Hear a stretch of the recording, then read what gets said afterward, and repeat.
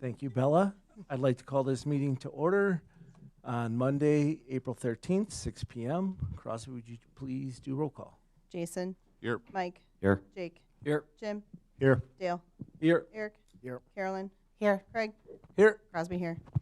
Thank you. This is an open meeting and it has been posted. Please join me for the Pledge of Allegiance.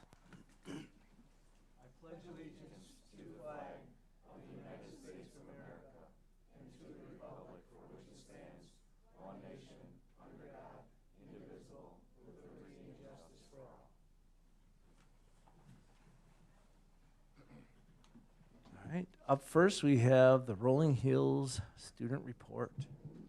Welcome. And you can, if it's too high for you, you can grab the mic and turn it and then speak right into the mic so everybody watching can hear, okay? Parents. And parents, if you want to come up here, you can move behind us and take pictures or video. Feel free to come up. Thank you.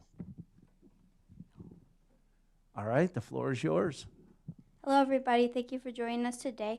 We are fifth graders from Student Council at Rolling Hills Elementary School, and we're here to tell you about some activities that are happening at our school. Our speakers today are Bella Kandetsky, Ruby Pieper, and Isabella Surford. First, at Rolling Hills, we're working on following the Raptor Way with PBIS. Each month, Rolling Hills students have a behavior goal to focus on.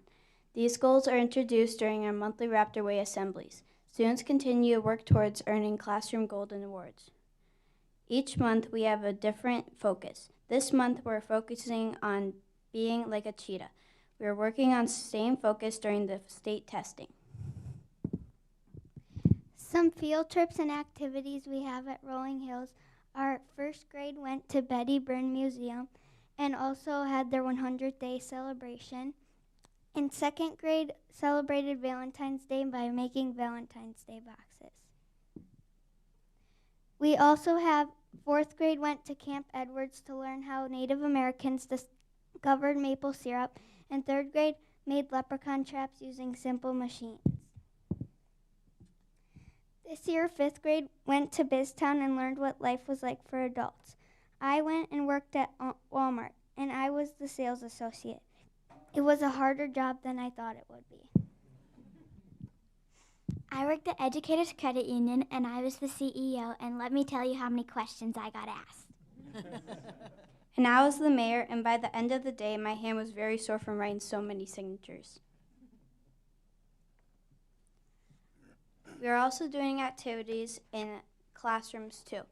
For Mr. Anderson's class, they designed instruments to measure wind speed and direction. They used lots of different materials such as clay, popsicle sticks, straws, and plastic cups. They also became meteorologists for a day. Another opportunity for sixth graders is Contract. They created a Rube Goldberg machine that will water a plant in 14 to 20 steps using 6 different simple machines. In February, Rolling Hills had the opportunity to go to the school dance.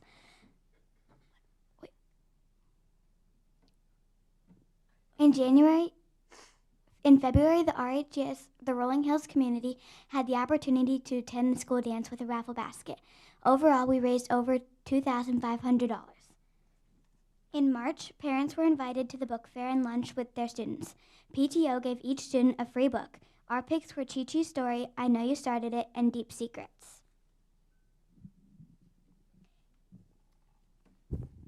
For our specials, we have gym. In gym, we had a chance to get creative and design our own mini golf courses. And in library, students are starting their computer science unit by making or designing 3D projects. Miss Croton students are hosting an art show tonight, and the theme this year is the jungle. So you will see students' projects that have to do with the jungle. Feel free to stop by tonight after this meeting to look at art and have some pizza.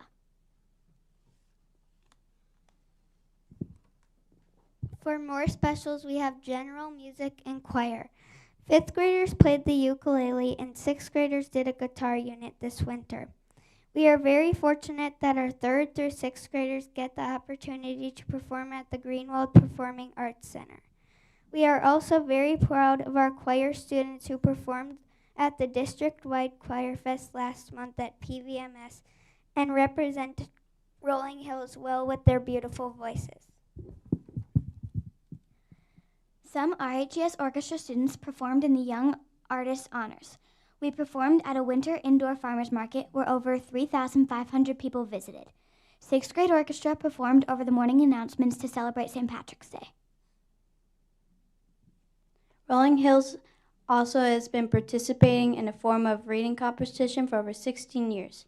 This year we had 25 teams and 81 students participate. We are very proud of our team from Rolling Hills Elementary School, the Plot Twisters, that moved on to the District Rumble and won first place. They were very excited to bring the trophy back to our school. As a part of our ALP program, 5th and 6th graders had the opportunity to compete in a math competition, also known as Math Olympiad. We participate in 5 contests each year, with each of them having 5 problems.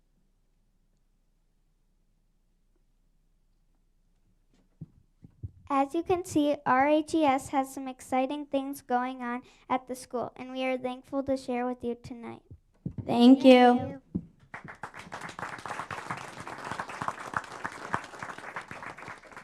Any questions or comments?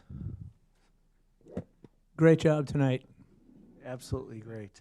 A lot of things going on in your school. What's your favorite thing that you've done this year? Probably BizTown. Nice. That is fun. All right. Any other questions or comments? All right. Thank you. Great job.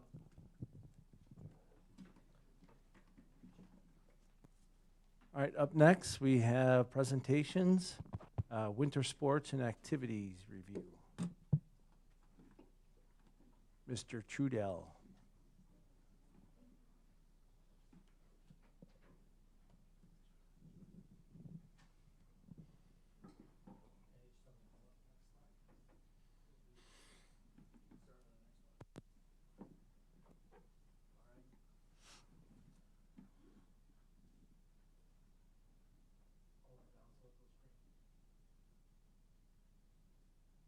No, hold it down for a little bit. There you go. Got it. Got to be smarter than the microphone. I get it. Yeah. Thanks for having me again, everybody. Appreciate it. Like all our seasons, our winter season was full of all kinds of fun activities. I thought I'd start with some of our newer activities. Our fishing club, which has been going for a couple years now. We have over 35 kids who participate in that club. They do an ice season as well as a spring season. Their ice season was very successful. They qualified for state, as you can see there, which was held up in Stevens Point, Wisconsin Rapids area on the Wisconsin River. In spring, they will have a number of events. The spring season is more of an individual type season, where the winter is more team-based. But yeah, they're doing a great job, and it's good to see so many kids participating and getting outside and doing something fun. So next one, Tom. History Club, not a new club, but a new activity. They competed this year at the Mukwonago National History Day Regional, and we had 4 students, as you can see there, who qualified to compete on April 25th in the National History Day state competition level. So History Club getting out and competing and doing a great job as well. Every year, our National Honor Society does a fundraiser for the Honor Flight, and this year they raised $2,300 for the Stars and Stripes Honor Flight, which is awesome. They also had a food drive as well as a clothing drive. They do a great job, those kids helping out others, which we're really proud of. Our HOSA state was not this past weekend, but the weekend before. We had over 60 participants. 17 of them were medalists, first place award winners. Avea Ziegler in leadership, Ella Olson in family medicine, and Madeline Makarowitz in microbiology, all first place finishers. So awesome job for our HOSA kids. MHS Choir continues its success. This year we had 13 members of our choir participate in the Midwest American Choral Directors Association honor choir at the Pabst Theater. We had the most students represented for the third year in a row, with those 13 kids. The next closest was Oak Creek with 6. So our choir again continues to be one of the best in the state, which is awesome.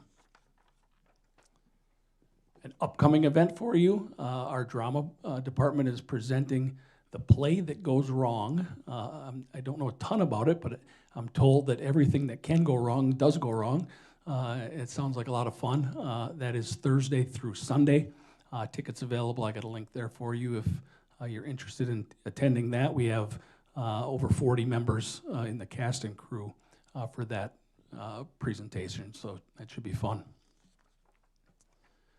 Athletics, as always, a lot of successful things. Both of our ski teams qualified for state. Both of our wrestling teams, boys and girls wrestling, each won the conference, which was awesome. Girls basketball continues to improve. They were regional champs this year.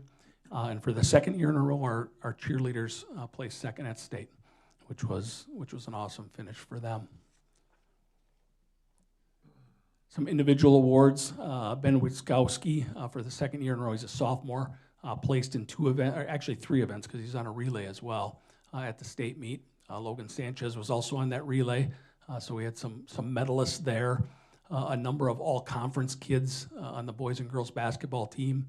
I'd like to highlight Rachel Chalicki, who was first team on the girls team and scored her 1,000th point this year during the season. So I think she was the 6th or 7th kid in school history to do that on the girls' side. So pretty exciting stuff for her. We had a couple coaches of the year, 3 of them actually. Jeremiah Chitwood was the girls' wrestling coach of the year for the Classic 8. Rick Whitty was the girls' basketball coach of the year in the Classic 8. And then Rick's assistant, Vince Peterson, a longtime assistant. They've worked together for many, many years.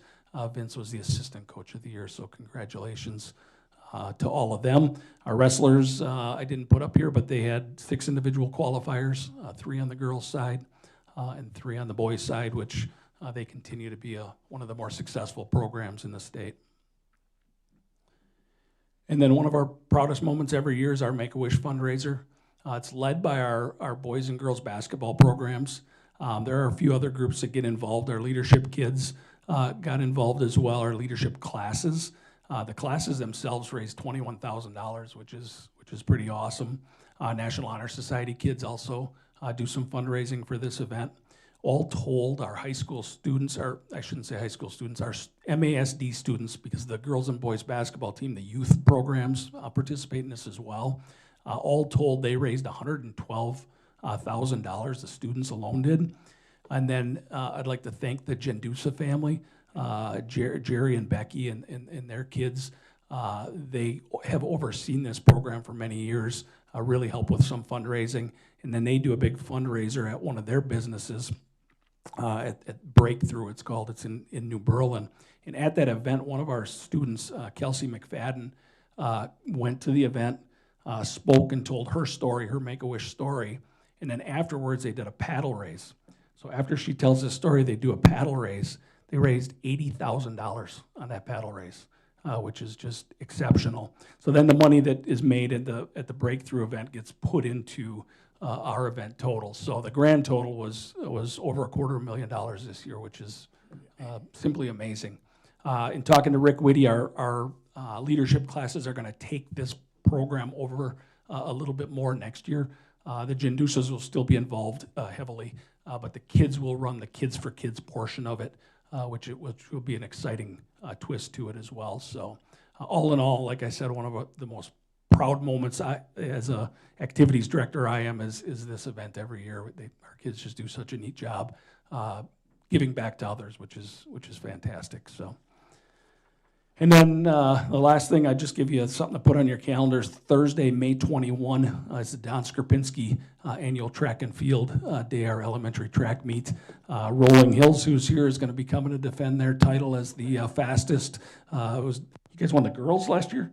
Oh, you won the boys. Okay, so they had the fastest boys last year. Section had the fastest girls. We have a little traveling trophy. We'll see how that goes in that 4x1 relay this year. But again, a really fun event. So if you can make it out, it's good stuff. That's it. All right. Any questions or comments? All right, we're good. Thank you. Thanks, you. Andy. Thank All right, up next, Team 930, Mukwonago Bears. You can do whatever you need to do.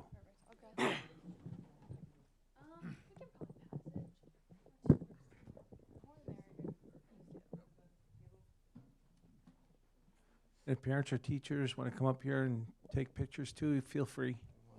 You're welcome. All right, first of all, just thank you for having us today so we can talk about our program. We're going to start with a couple introductions and then we'll get into our presentation. So first of all, my name is Amanda. I'm a senior at Mukwonago High School and I'm the program manager for the team. My name is Ava. I'm also a senior at Mukwonago High School and I'm one of our software sub-leads. My name is Stefan. I am another senior at Mukwonago High School, and I'm the functional electromechanical lead.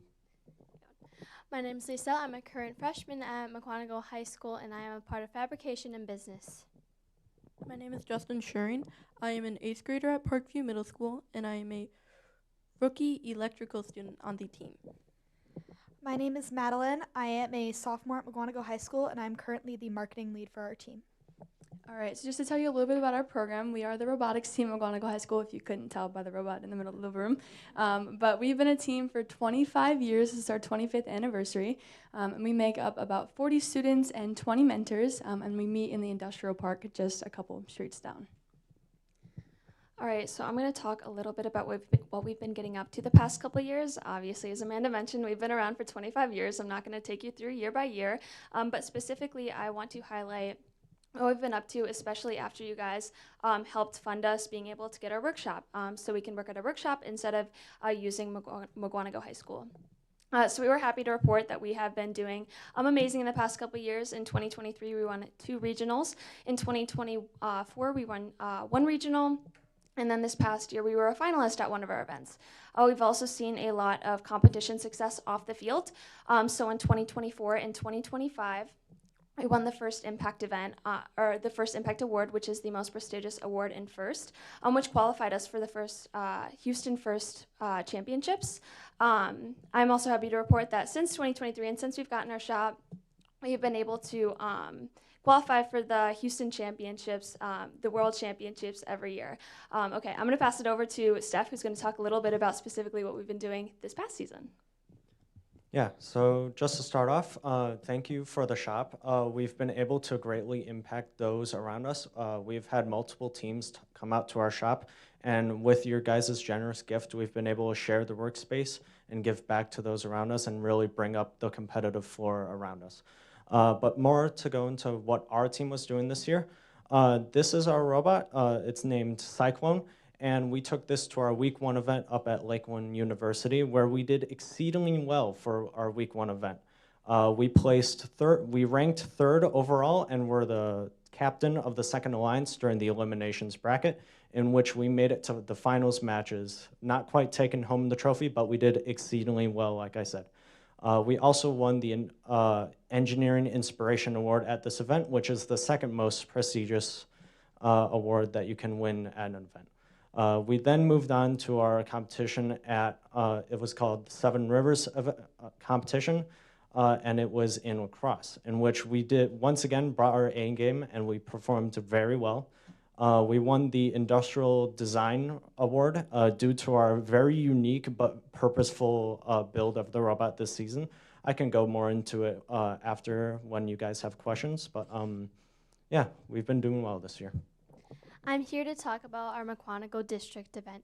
At here, our first alumni got to run the event, simply overseeing how much work can go into first events.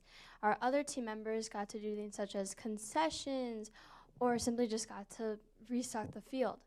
At this event, we learned how much leadership it takes to run these events, and we saw all the teams and how they collaborated, and we learned different skills from this. Now, I'm going to talk about how Ava was saying with how you guys funded our shop. It gave us multiple, really good robots that got us to Houston, and how Steph was saying that we were in the second alliance and made it to the finalist match in our first competition, and in lacrosse we did really good too, making it, I think, into the second alliance again. Not a captain, but still good on that. And both of those matches have qualified us for state And if we do good to state, we will make it into Houston. I am here to talk about a lot of our summer programs. So while we are a year-round program, we do host outreach events during the summer to help boost our community's involvement in STEM. So over the summer, one of the first things that we do is our badge events. This is our Girl Scout and Boy Scout events, where we bring in a whole bunch of Girl Scout troops and Boy Scout troops into the high school, and during the duration of a day, we teach them how to build a Lego robot and program it to help them earn 3 different badges that they need for crossing over into the next level. Then we also run our first LEGO League summer camps. This is where we bring in a whole bunch of kids that are interested in Legos or building robots or anything involved in STEM, and we teach them how to build a complex robot and program it and have a mock competition in just a week alone with maybe 1 hour a day. It's really impressive. And then we also, during the fall, right before our season, we run first LEGO League teams where we bring in students and we organize them into teams and we help them build a completable robot and program it depending on whatever the game's theme is. And we support them with not only our mentorship, but money to go to these competitions and have professional shirts made. Perfect. So something just to add to your guys' calendars. As we mentioned, we were able to qualify for the state championships this year, which is super exciting, which is actually this weekend up at Brookfield East High School. So it is completely free and open to the public. So this Saturday and Sunday, the 18th and 19th, we will be competing. And then every summer, a couple of you guys have attended in the past, but we run what we call MROC, which is Mukwonago's Robotics Off-Season Competition. We run this event every single July. It's essentially just an actual first competition, but in the off-season. It gives a team a chance to practice their judge training skills, bring their robots, and train their rookies in the off-season. So we invite teams from all across the state and the surrounding states to come and compete with us. So this year, it's July 25th and 26th, again, completely free to the public and open. So if you want to come see a bunch of robots compete, it's super fun. I love the event every single year. But if not, that's everything we kind of have for the presentation. So if you guys have any questions, or we can show you what's our game piece over there. We can show you where it goes in the robot and talk through it a little bit. But if you have any questions, What are those let us know. dates again? July 21st and when? July 25th and 26th is Mukwonago's Robotics Off-Season Competition, and then this weekend, the 18th and 19th, is the state competition. When do you guys do the scouts? Invite the scouts in? We do not have the confirmed dates for the event this year, but normally it's around end of July, early August. It might be in early July this year, depending on how our other outreach events go. All right, thank you.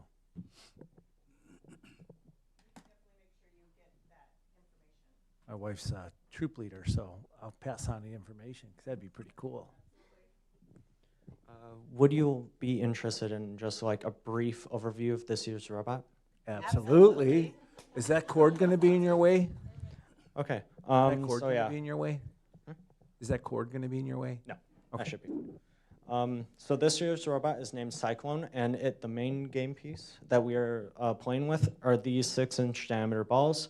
They're of decently dense foam, but there's upwards of 500 on the field at one time. And just to go over the path that this takes in our robot, we have our intake on this side of the robot.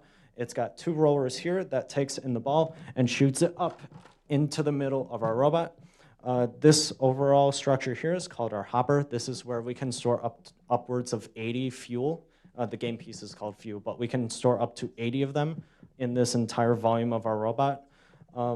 And I just wanted to comment on how you guys see our interesting shape of the robot. Usually you see square-shaped robots, but this year we went with a hexagon to maximize the size of our intake. Basically, maximize intake, maximize outtake, maximum score. Going in from the middle, that's called our die rotor. This middle part spins around like so, except much faster than I can do with my hands. And it will shoot balls up through the middle here. Here is our turret and shooter mechanism. It's all integrated into one. It also has a hood mechanism here. So what this allows us to do is aim from any side of our field. It has 540 degrees of freedom. And we can shoot on the move as well, giving us a significant advantage over other teams at our competitions. If you have any more specific questions, I'm a nerd about this entire robot. So I can answer literally anything you guys could possibly ask. How is this whole program, 930 program, going to help you later in life? So personally, this program has led me to the degree of industrial engineering. I did not know what I wanted to be when I got to high school, but I got on the team. I was able to become the primary operator of the CNC machine that we have at the shop. And I also grew as a leader. And it really made me interested in STEM and business and just the personal side of engineering. And that's what led me towards industrial engineering. And literally today, I have decided I'm going to commit to UW-Madison. Phenomenal. Phenomenal. I think also, aside from just like the technical skills that Steph talked about, you definitely grow into being a leader in also soft skills. So 930 students are given a variety of opportunities where they're able to showcase STEM to their community. One notable one that I'll talk about is something called First Wisconsin Advocacy Day, where we have representatives from our team go up to the state capitol and talk with our state representatives about a variety of STEM issues, and we're able to maintain and establish relationships with them to continue to promote STEM within Wisconsin, which is really, really cool. Awesome. Love it. A little bit more about the game, because we can talk about it. If you see the yellow fuel is what they're called. There's about 500 fuel on the field at one point, which is super fun. But something really unique about First is that the teams you compete with, how competitions run is you could be with a team from another school one match and then against them the next match. And something that we really promote is something called gracious professionalism and cooperation. So working with the teams around us to help them out, but also compete with them the next match. So, in summary, we are not battle bots. not bad. I'd like to add also, as of my first year on this team, how impressive these seniors are. They've led us through the way, and I feel so welcomed on this team. This has led me to be inspired in my pathway to engineering, my pathway to even trying to apply for Madison one day, which is crazy to think about college as a freshman, but comes faster than you think. And these people have just taught me, and I'm extremely grateful for them and extremely grateful for this opportunity. That's great. Cool. Any other questions? How long does it take to charge that thing?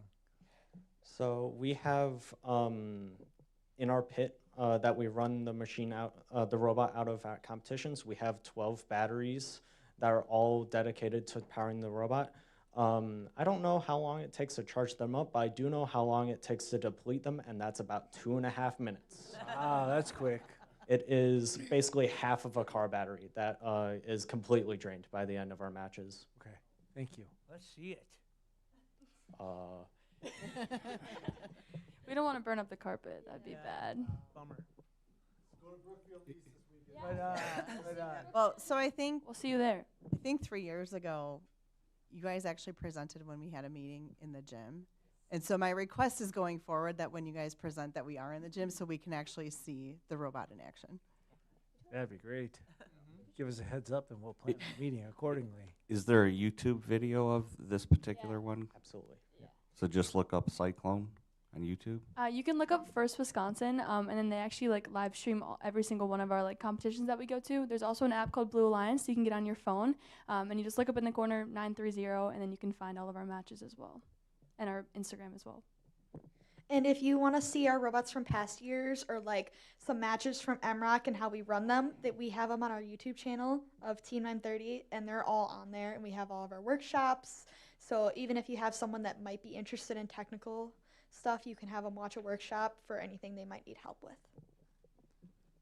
Any other questions? What do you do with your robot at the end of the season? Do you take it apart and rebuild it into something else? It goes on our little fancy shelf in the back of our shop with a lot of our other robots. Like a Hall of Fame robot area? Basically, yeah. And then we also use them for spare components at sometimes, but they stay mostly assembled on the Hall of Fame.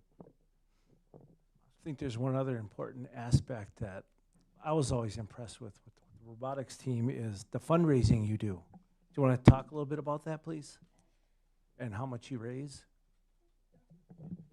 Okay, so we do a lot of different fundraising. So we end up with any of our recurring sponsors, so I know you can see them on the sponsor panel, we have them on the back of our shirts as well, we'll go out to their workspaces and we'll bring our robot and we'll demo it for them, and they'll give us a tour of their workspace. We just recently had one of our sponsors, Milwaukee Tool, they donated a whole bunch of supplies for us to use. We also do fundraising events, so like if we qualify for World Champs this year, we will go to Qdoba or any other public spaces and we'll work with them and coordinate so that we can raise money and also get them money as well at the same time. So watch out for Qdoba nights. Nice. Go get dinner. Like, what is your goal, like, money-wise, to hit every year?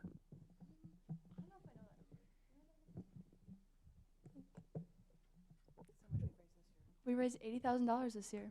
Oh, nice. I did not know that number. Any other questions or comments? Stefan, so is there like a basic design that you guys everybody gets sent out, or is everything one-off? So on January 10th, I think it was this year, every team across the world is showed the same game video. This is where we see what the field looks like, what the game pieces we play with. But each team really goes on their own to design their own robot. The way our team does it is when we watch the video, we take notes. We talk among other teams about what different archetypes of robots that we could see, such as like robots that just push balls or some that just sit in one spot and shoot. And then we gather around in a meeting space. We spend like 6 hours that day formulating what kind of strategy we want to see ourselves do for the year. So this is a very unique robot, and every robot that you'll see at events, everyone is going to have its own unique touch. You'll actually see at our next event us bring a new robot to it. We've discovered that this robot itself, the design of it was good for our first two events, but for state level and for potentially world championship level, we need something much more effective, and you guys could see that on this weekend, which you guys should come out and see. Awesome. I will also say, at the beginning of the year when the game is released, First also does release a kit of parts, which is like a kit bot. It's a very basic level bot, and it's especially there to help like newer teams get off their feet. It serves as like a starting point for newer teams or teams that maybe don't have as much resources. We specifically use it the first week of the build season. We have all of our rookies build the robot, so they get some very like controlled, like kind of like dipping their toes in the water into how the build season is going to go as we build our own robot. How many hours a week do you put in there, like after school hours? So we meet 4 days a week, Monday through Thursday, plus Saturday meetings. So we meet 5 to 9, Monday through Thursday, and then 8:30 to 6 p.m. on Saturdays. Wow. If we don't That's stay late. dedication. Very impressive. Any other questions or comments? Yeah, so you said you start with a kit, which are basic components to get you started. Where do you source, or how do you locate other components that you decide you want down the line?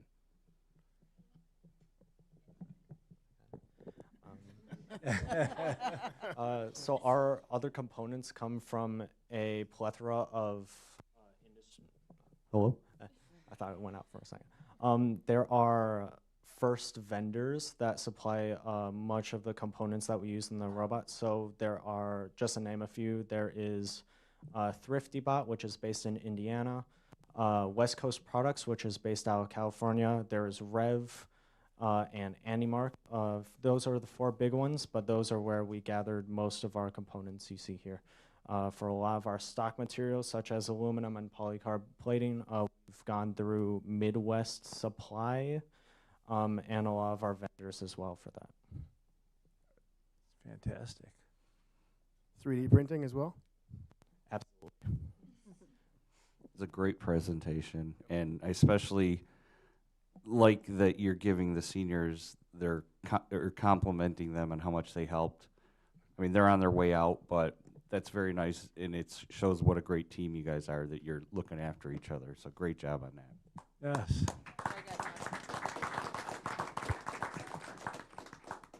Thank you very much. We'll give them a minute.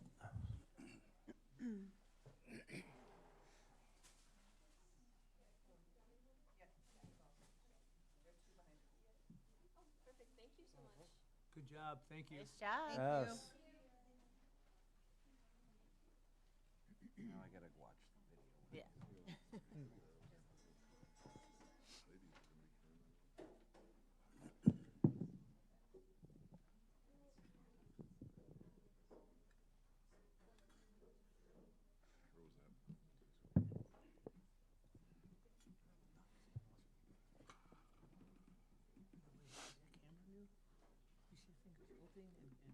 All right, up next, we have citizens' comments.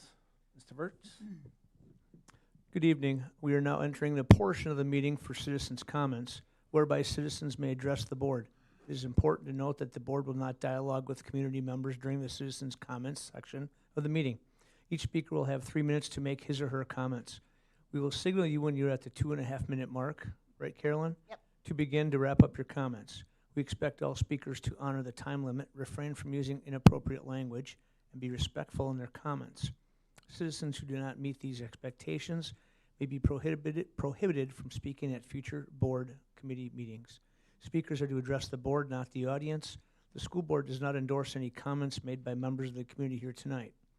We would like to remind our community members of the impact of their words on others, and our children are watching. We commit to listening to you in a respectful manner and ask that you do the same. We expect the audience will be respectful of speakers and of the board and refrain from responding with verbal comments, cheering, applause, or behavior that will detract from the meeting. If proper decorum is not adhered to, the board president can suspend citizens' comments. Please note that no obstructions can be created between the board and the audience. Visual aids cannot be used, and the area behind the speaker will be clear during public comment. Also, to respect our speakers and meeting participants, please silence your cell phones. Thank you. First up, Danielle Gordon.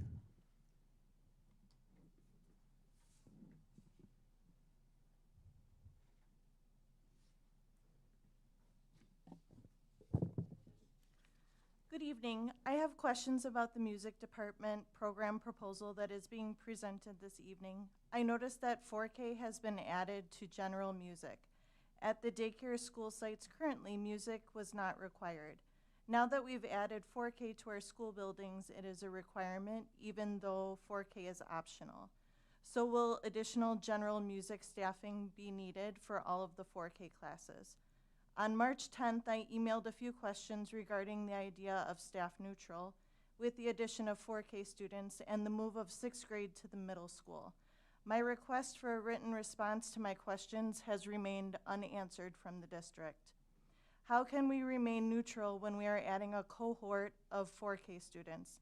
These 4K students didn't have music, art, physical education, etc. at the daycare sites. Won't there be a need to add additional staff for these curriculum areas too? At the 4K site, students were enrolled half a day versus a full day of services at the elementary schools.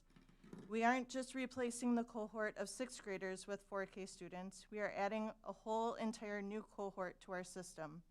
How are budget adjustments being made for this addition? In the slides from March 9th, it stated that there will be a need to add custodial and student services at the middle school. Why is it acceptable to add these staff members but not teachers? Aren't they all considered staff? It was very concerning that there isn't clear data regarding the staffing needs. The forecasting of student numbers using historical elementary orchestra and band enrollment numbers should be a task that can be completed.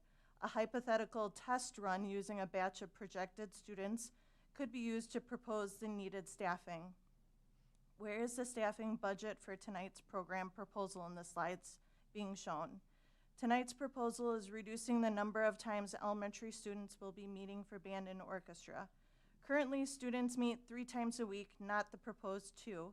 How is this reduction impacting the staffing budget? Will we see those numbers? Also, from the March 9th meeting, there was talk to schedule changes at the middle school, yet there was a critical piece missing. Have there been discussions regarding the needed change of lunch scheduling? Adding the 6th grade cohort will change that schedule as well. I am concerned about fiscal responsibility in our district. 30 seconds. If we knew that enrollment was declining and facing a deficit, why are we adding optional programs to our burden? 4K is optional and not a guarantee for increased enrollment. Thank you. Thank you. Chris Nowak.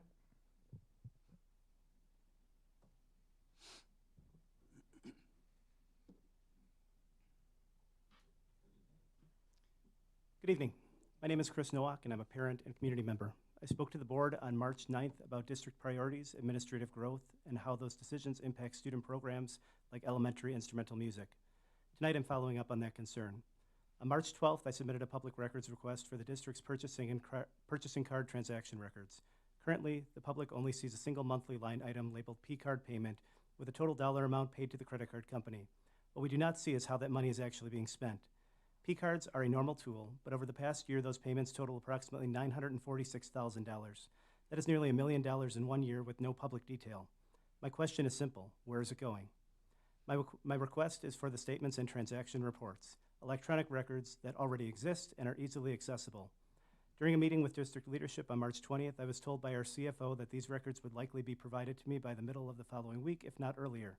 As of this morning, I had not received any of them or any updated timeline. This morning, a board member reached out to ask whether I had received a response. Then, just a couple hours before this board meeting, 33 days after my initial request, I received an email from the superintendent confirming the records will be released next week. As a matter of Wisconsin law and basic transparency, public records must be provided without delay and as soon as practicable. We have also heard in broader district conversations that enrollment is declining, resources are tightening, and opportunities such as elementary band may be eliminated. If that is the case, then how nearly $1 million is being spent is not a side issue, it is central. In any household, when your income drops, spending gets tighter, you prioritize needs over wants. I want to know, are we protecting core student opportunities first, what I would define as needs, or are there areas of spending such as facilities, travel, or conferences, what I would define as wants, that could be deferred or eliminated? Right now, the community does not have enough information to answer that question, and that is the issue: transparency. I also want to address tonight's music proposal. In the presentation under music teacher feedback, the first point states that teachers do not want to reduce opportunities for students. Yet the proposed model moves the start of band from 5th grade to 6th grade, thus reducing the opportunity for elementary students. These points are in contrast and need clarification. My question is not whether staff were involved in collaboration, but what constraints were there during that collaboration? Were educators asked to design the very best instrumental model for students, or were they working within fixed limitations such as staffing or resources that shape the outcome? That distinction matters because it determines whether this is a fully supported instructional model or a necessary adjustment to constraints. Either way, 30 communities seconds. should understand that context clearly. Before student opportunities are reduced, our community deserves full visibility into both spending and decision-making, and that responsibility does not sit with the public, it sits with the board. It often feels like the community is being placed in the position of asking difficult questions instead of the board doing so on our behalf.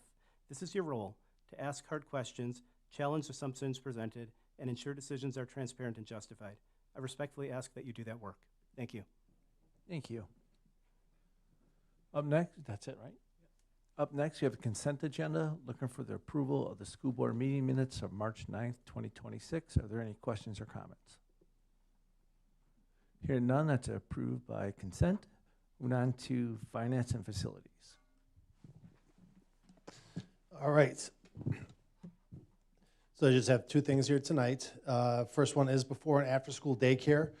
Just letting you all know, to give you guys an update, there is a committee of administrators, teachers, and parents. I don't have anything to show you on the screen, but there is a memo there. We are going through the evaluation of 3 RFP submissions.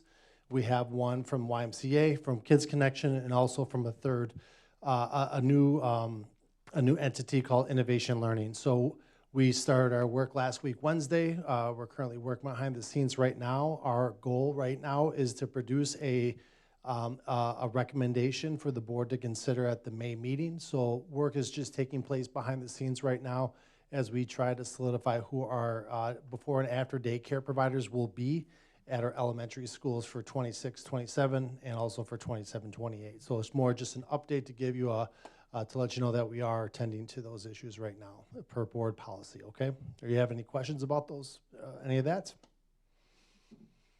Okay, then the second thing then is just an update on the St. James and St. Joe's attendance boundaries. So those are 2 private Catholic schools that are inside of our school boundaries. St. James has launched their school program. It was around for a long time. It stopped around 2010, give or take a year there.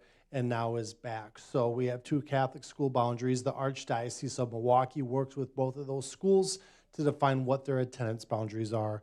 And then students who live in those attendance boundaries and are eligible for transportation, the district provides it either through a parent contract or through a yellow school bus. So you have an updated proposal right now for attendance boundaries. I see no issues with those.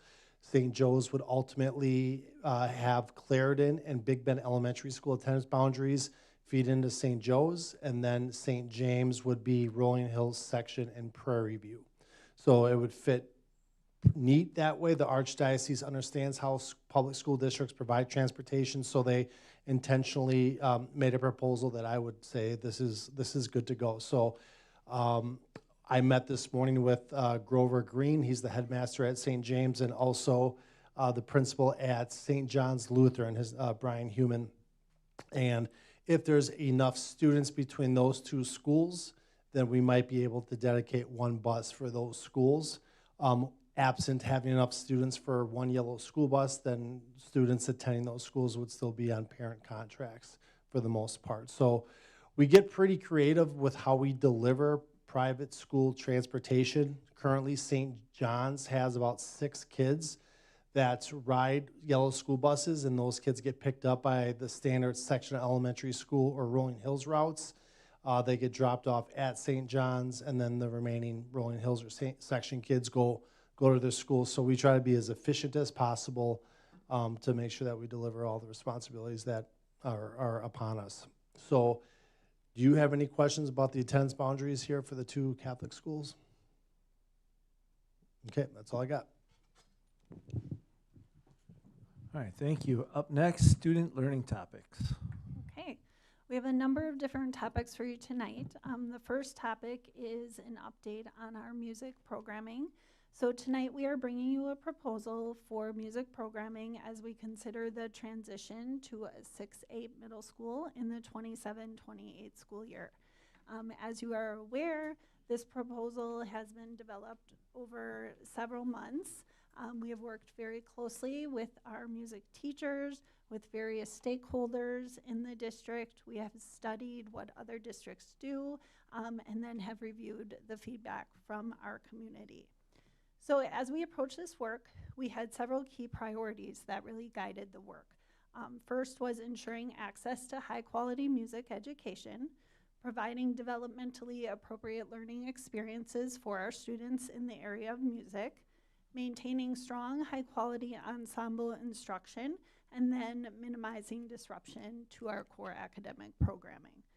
So we're gonna go through what we are proposing for each level tonight.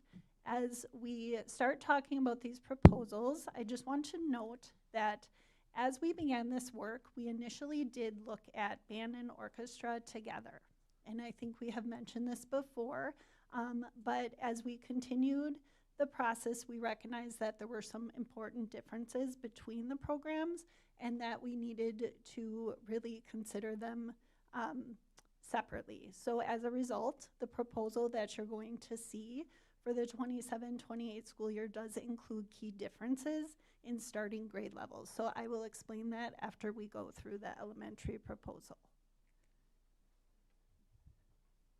Okay, so starting with our elementary proposal, for the 26-27 school year, which is next year, elementary band and orchestra will look largely similar to the current model.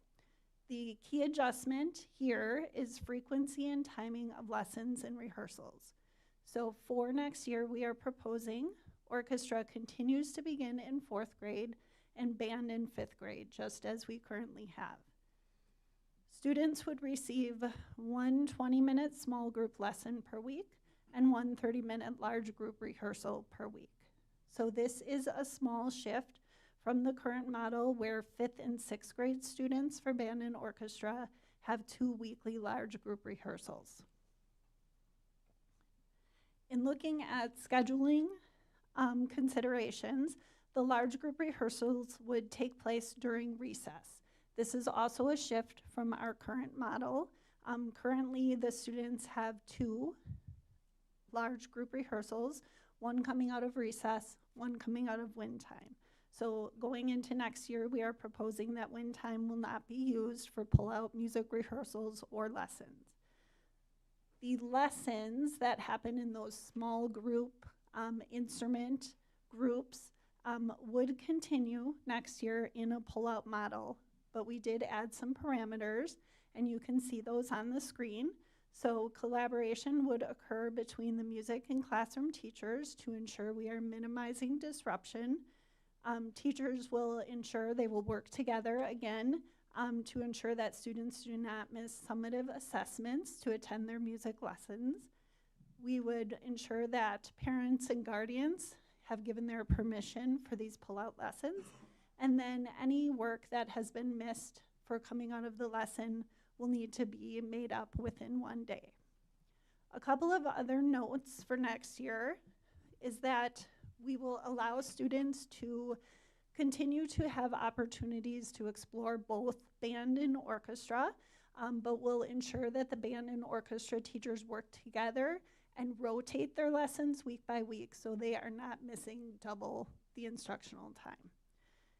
And then we will also evaluate if we are able to offer that additional rehearsal based on staffing in the schedule, but that is not guaranteed. So again, this year for 5th and 6th grade, they have those 2 large group rehearsals.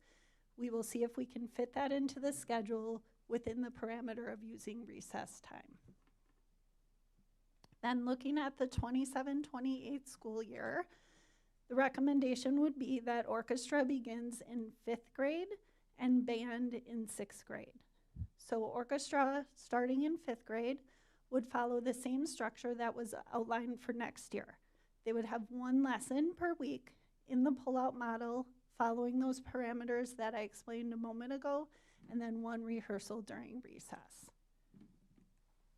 So as I stated at the beginning of this, there's a key difference in what we are proposing for the starting grade.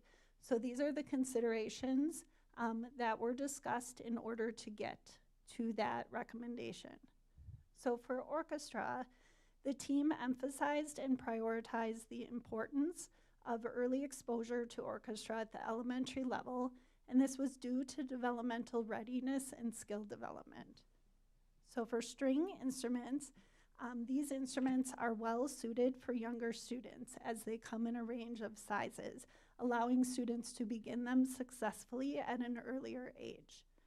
Also, starting in elementary school provides more time to build some of those foundational skills, such as the posture that they need to play the instrument, their bow control, and note reading, which are skills that require consistent practice over time.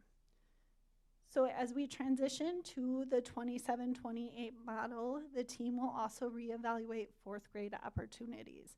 If that is something that we are able to continue to offer without adding additional staff, we will consider that. In terms of the scheduling concerns, the proposed plan allows for both small group and large group rehearsals to happen during the school day. This was something that was very important to the team and also was something that reflects stakeholder feedback that we heard. So while some instructional time will still be missed, the impact is minimized because we are only offering orchestra at the elementary level. Fewer students will be impacted, and additionally, the overall time that they are missing has been reduced. And then the addition of the clear parameters for pull-out lessons have been established to make sure that we are minimizing disruption and protecting learning.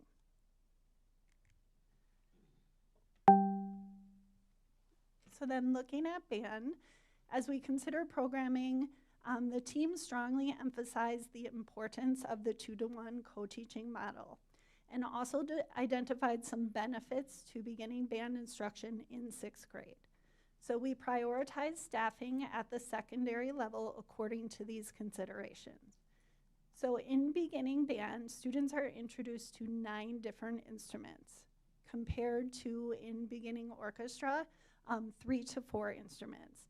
So because of this broader range, the co-teaching structure provides significantly more opportunities for differentiated instruction across those instrument families and student needs.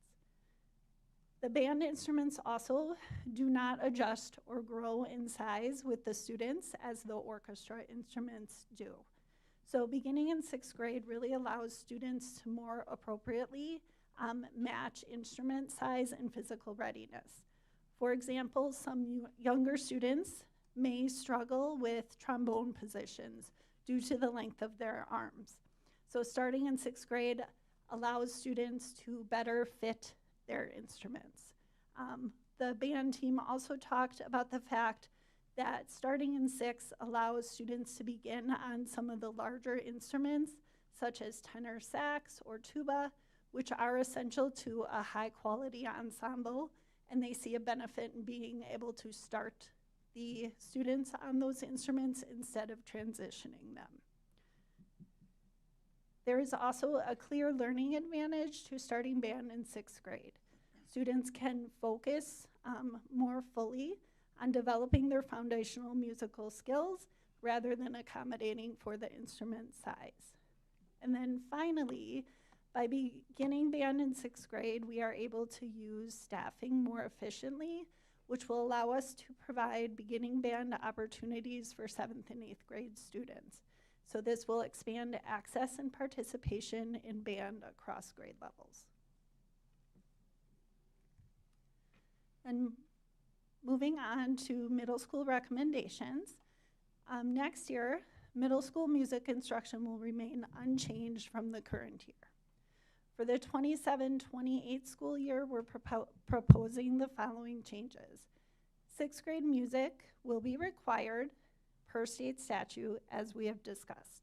So students will have the choice between general music, band, orchestra, or choir. A new feature that we will be adding is beginning band being available to students in 7th and 8th grade, again, creating that additional entry point for our students. And this also allows our students the opportunity to participate in multiple ensembles at a younger age than they are able to now. Band and choir would utilize the 2-to-1 co-teaching model, as we have discussed, and that will support the differentiated instruction in those music groups. And then percussion will continue as a separate class within band. This is something that is currently happening, and this is due to the specialized nature and limited number of percussion instruments that we have. So this class will not be co-taught. It has a limit of 10 students because of the instruments that we have available.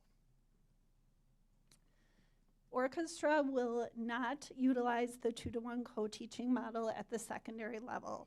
And this decision is based on the priority of providing orchestra instruction at the elementary level, which limits staffing for our co-taught model at the secondary level. So instead, students in orchestra at the secondary level would get 3 lessons per quarter. Those would be pull-out lessons, and they would follow the same prerequisites that I explained for elementary. And then the final change that we have discussed before is we are recommending 7th grade music no longer be required beginning in the 27-28 school year. All right, so looking at high school recommendations, similar to middle school, high school music instruction will remain unchanged for next year.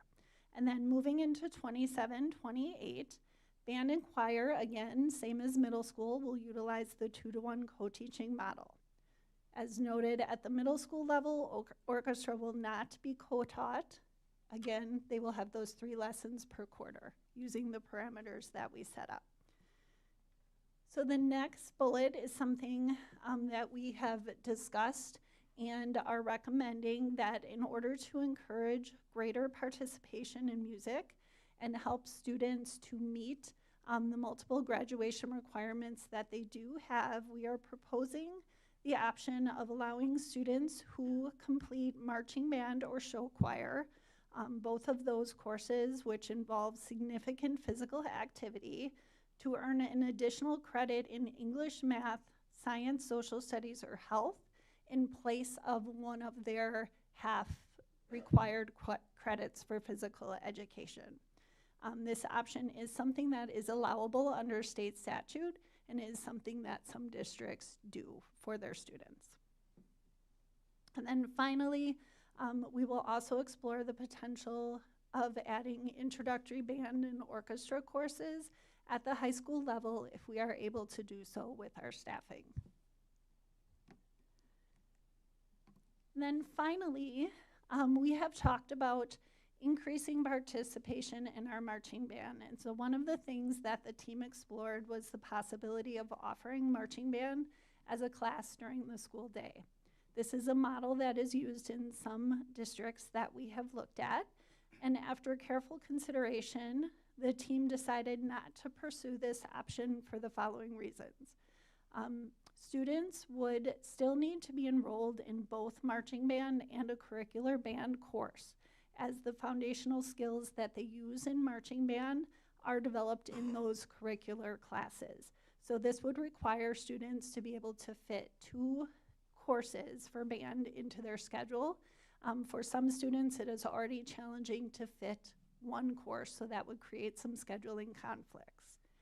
Additionally, middle school students currently have the opportunity to participate in our marching band. If we had marching band offered during the school day at the high school, those students obviously would not be able to participate, and they would miss critical skill development and be behind. And then finally, there's some logistical constraints with this model. The marching band equipment, along with some instruments, are housed at Hensler Field. It's not feasible to move those back and forth during the day, nor is it feasible to move the students all the way out there and back in a reasonable amount of time. So while marching band as a scheduled class is not being considered, we are continuing to explore other strategies to increase participation in the program.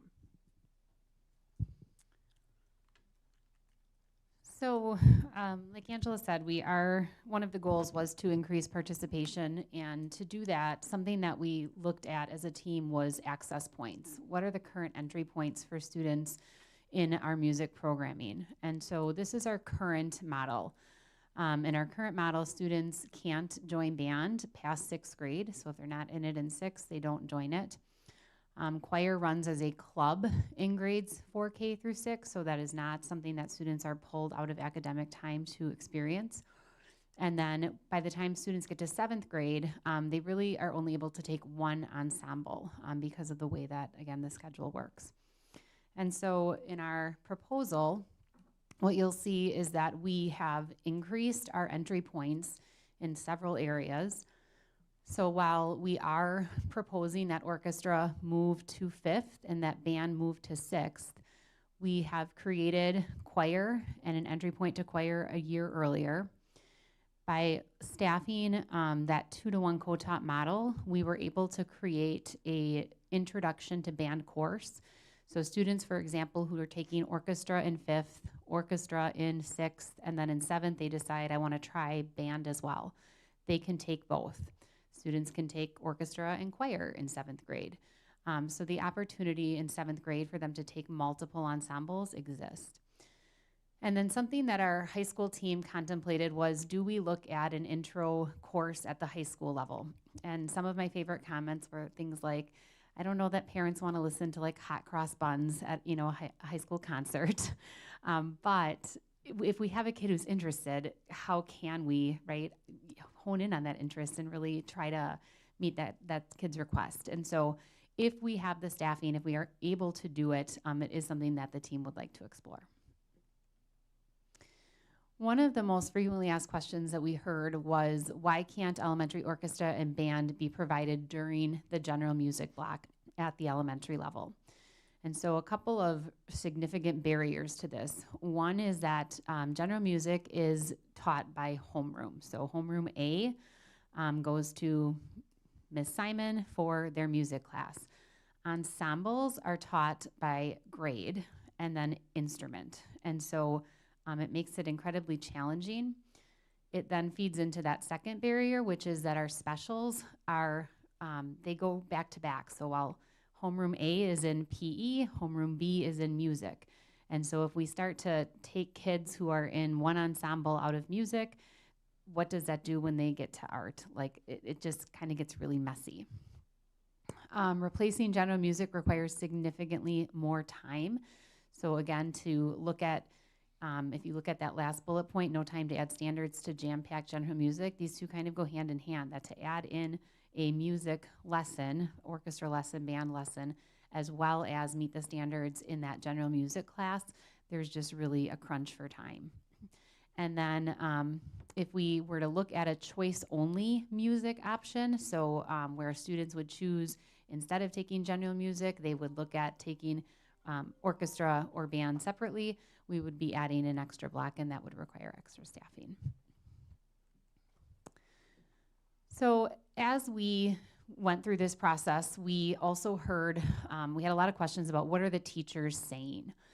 And so Angela and I spent some time with the team at our last meeting, and we asked them directly for their feedback around this process leading up to tonight's meeting. We wanted to capture their words. We did not want to mince those words. We didn't want to put words in their mouth, and so we captured the feedback, we put together the presentation, and then we met with them again to make sure that what we were saying here was in fact representative of their voices. We have not had a history in Mukwonago of bringing teachers to the table when we do curricular revisions, when we do curricular program models, revamps. And so again, we don't have them here, but here's what they said. So one is, when we started this process, no one wanted to reduce opportunities for students. That's nothing that, right, I think that's pretty obvious. We want to be able to provide students everything that we possibly can. With that said, we have to make hard decisions. And so our teams we have a phenomenal group of teachers, and with those phenomenal people, we know there's going to be phenomenal work that comes out of it. Our teachers acknowledge that there have been hard conversations, but at the end of the day, with a new model, they are going to continue to do positive things. So orchestra, for example, being a different model than band, those were hard conversations. We had to ask things like, do we think that orchestra enrollment will drop because kids want to take the one where they don't have to miss other academic time? That was a hard conversation, right, for peers to have with one another. But our team they did such a phenomenal job of navigating those hard conversations. They said we have the right people at the table, and that being at the table is a good thing. The first wave being hard to take. So as we started this work, and you're looking at change at the beginning, that's hard. But that being invited to work through how it's going to look was reassuring. They were super thankful that there were opportunities to meet multiple times. Very appreciative of the feedback from the community, the families, students. And I think these two last ones are really, for me, as a facilitator of these types of changes, the most important. They feel heard, and they can stand behind the recommendations being made. These teachers, we have acknowledged the entire duration of this process, are phenomenal, great, impactful teachers. And they are the experts. We had conversations like, what's the French horn? We don't know what the French horn is. And use tuba, right? Like, they are the experts. And so the fact that they landed with, we can stand behind this, just really makes us, I think, as, again, facilitators of this process, feel like we did it correctly. Some additional frequently asked questions that we just wanted to address. So what, when, why are students pulled out of other academic time for reasons other than music? So at elementary, the only other time that students are pulled from academic time is for what is called Move and Play. And that's a program that really cultivates leadership, collaboration. It's a peer mentor program, and it does require parent permission and a student agreement. It does not take as much time as the current model we have for music in terms of pull-out instruction.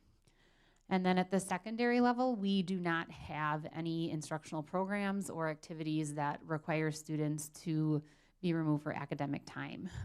We have obviously one-off things that happen. Students need to go meet with their counselor, or a student needs to be, meet with the administrator, but that's not something that we would consider part of the instructional program or a requirement.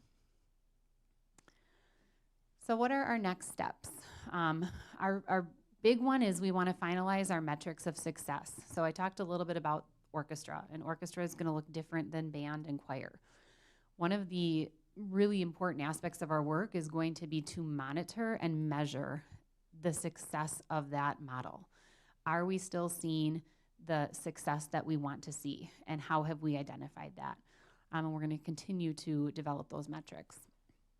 We're going to start some pretty heavy lifting around our curricular work. So we've got 4K coming to us fast and furious next year. And so we've got a team that is going to be diving in with Angela and Michelle to develop that 4K music scope and sequence. And then we've got some standards and curriculum alignment that we really need to do across the board from kindergarten all the way through 12th grade. And so we've got, again, a great team that's ready to spearhead that work. We are going to be developing family communications. So we know we have current 3rd grade families that are wondering about 4th grade orchestra for next year. We know that we have current 4th grade students wondering about band for next year. So we're going to be developing family communications that can go out. And then lastly is we're going to update the course guide to reflect program changes should the board obviously approve them. Questions? Any questions? Jake? The slide that talked about, we don't have to go back to it, but offering orchestra at the 4th grade level, if we can remain neutral, what do we have, what's the likelihood of that based on the data that we have? The likelihood is at this point, not likely. We, right now, with 6th grade going up, it's really going to be difficult to schedule in the parameters that we've set, where you've got to deliver that whole group lesson during that lunch recess. It would require 6th grade music to be flanked at the end of the middle school day. And we just can't make those types of promises. We don't build a master schedule around one content area. And so right now, based on student enrollment projections, I don't think it's highly likely. But again, we don't want to rule it out. If we can make it work and we have teachers who can make it work and master schedulers who can make it work, we'll try to make it work. Thank you. Any other questions? I have one. Carolyn? Oh. I have one. So it is disappointing that we are looking at not starting orchestra in 4th grade and band in 5th grade. Was there any talk about offering it before or after school as an option so that if parents and children wanted the opportunity to have access at those grades, they could have access at those grades?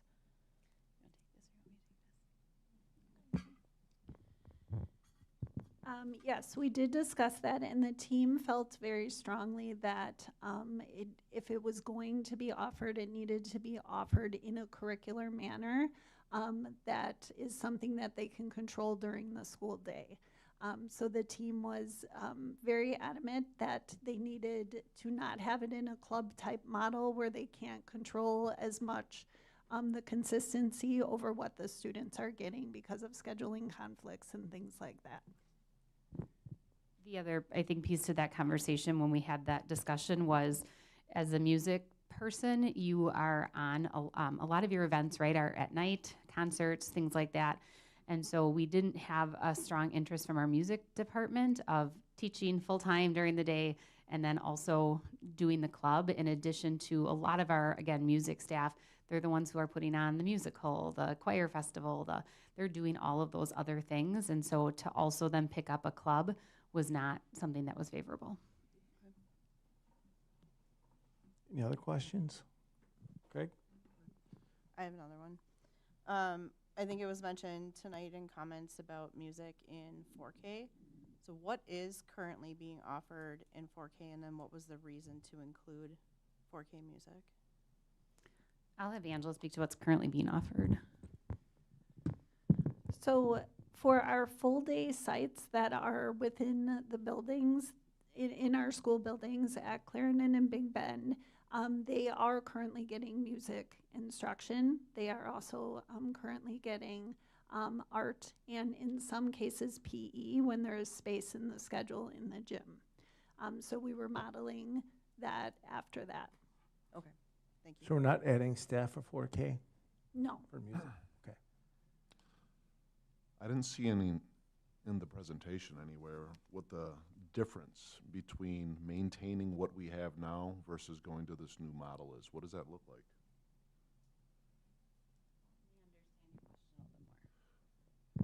So the way that our program, if we were to keep what we have now. You speaking to Mike, please?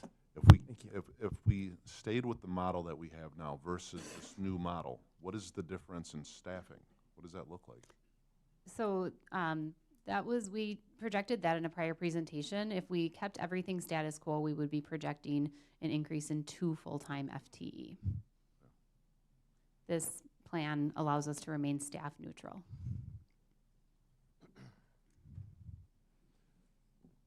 Well, I think music starting it early is really important. Want to see it in elementary school.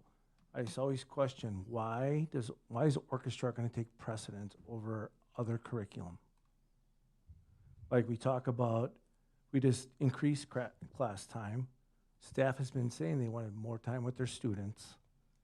They talk about classroom disruptions, and that's going to still continue with this model. That's my concern. Yeah, I think it's a legitimate concern. I think that if we go back to the elementary proposal, I think two big things. One is we heard a lot of feedback from our families, from community members that, right, we want to keep music at the elementary level.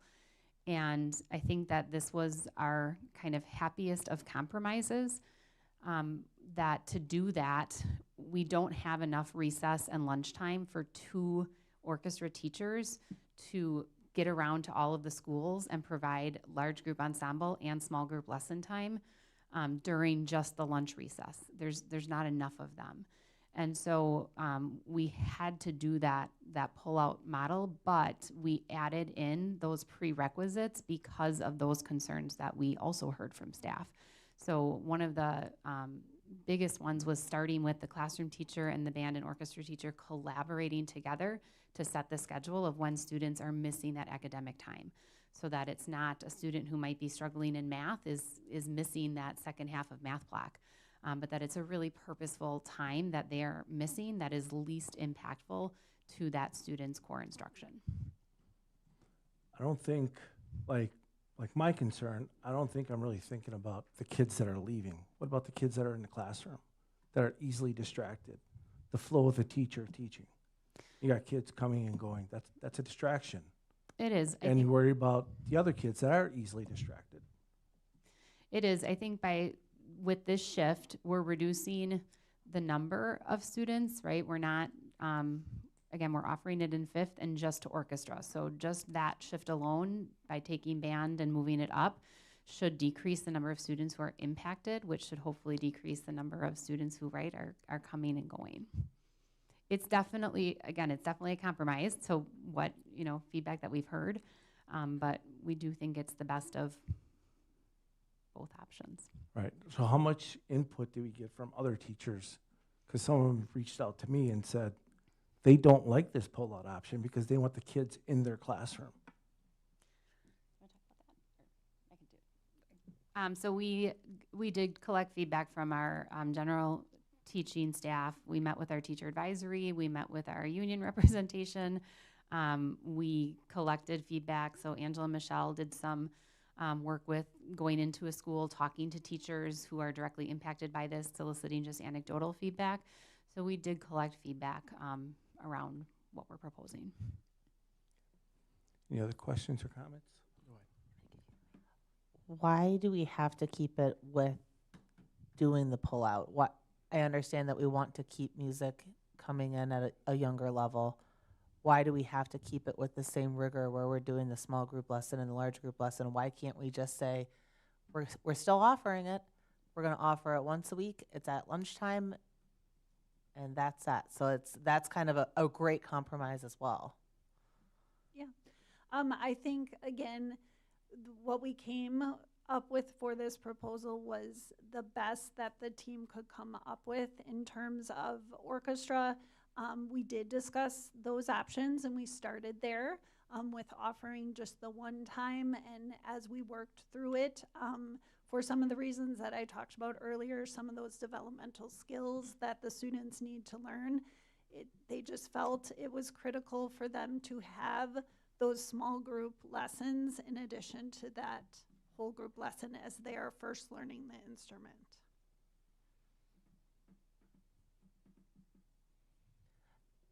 Could they still do, I'm just wondering if things have been discussed. Could it be small group lesson 1 week, all together the next week? Small group lesson 1 week, or a bunch of small group lessons at lunch? So yeah, I mean, we really did hammer, we looked at what would it look like for trimester 1 and 2 to be small group lessons, and then trimester 3 to be the ensemble. Would they have a readiness for that?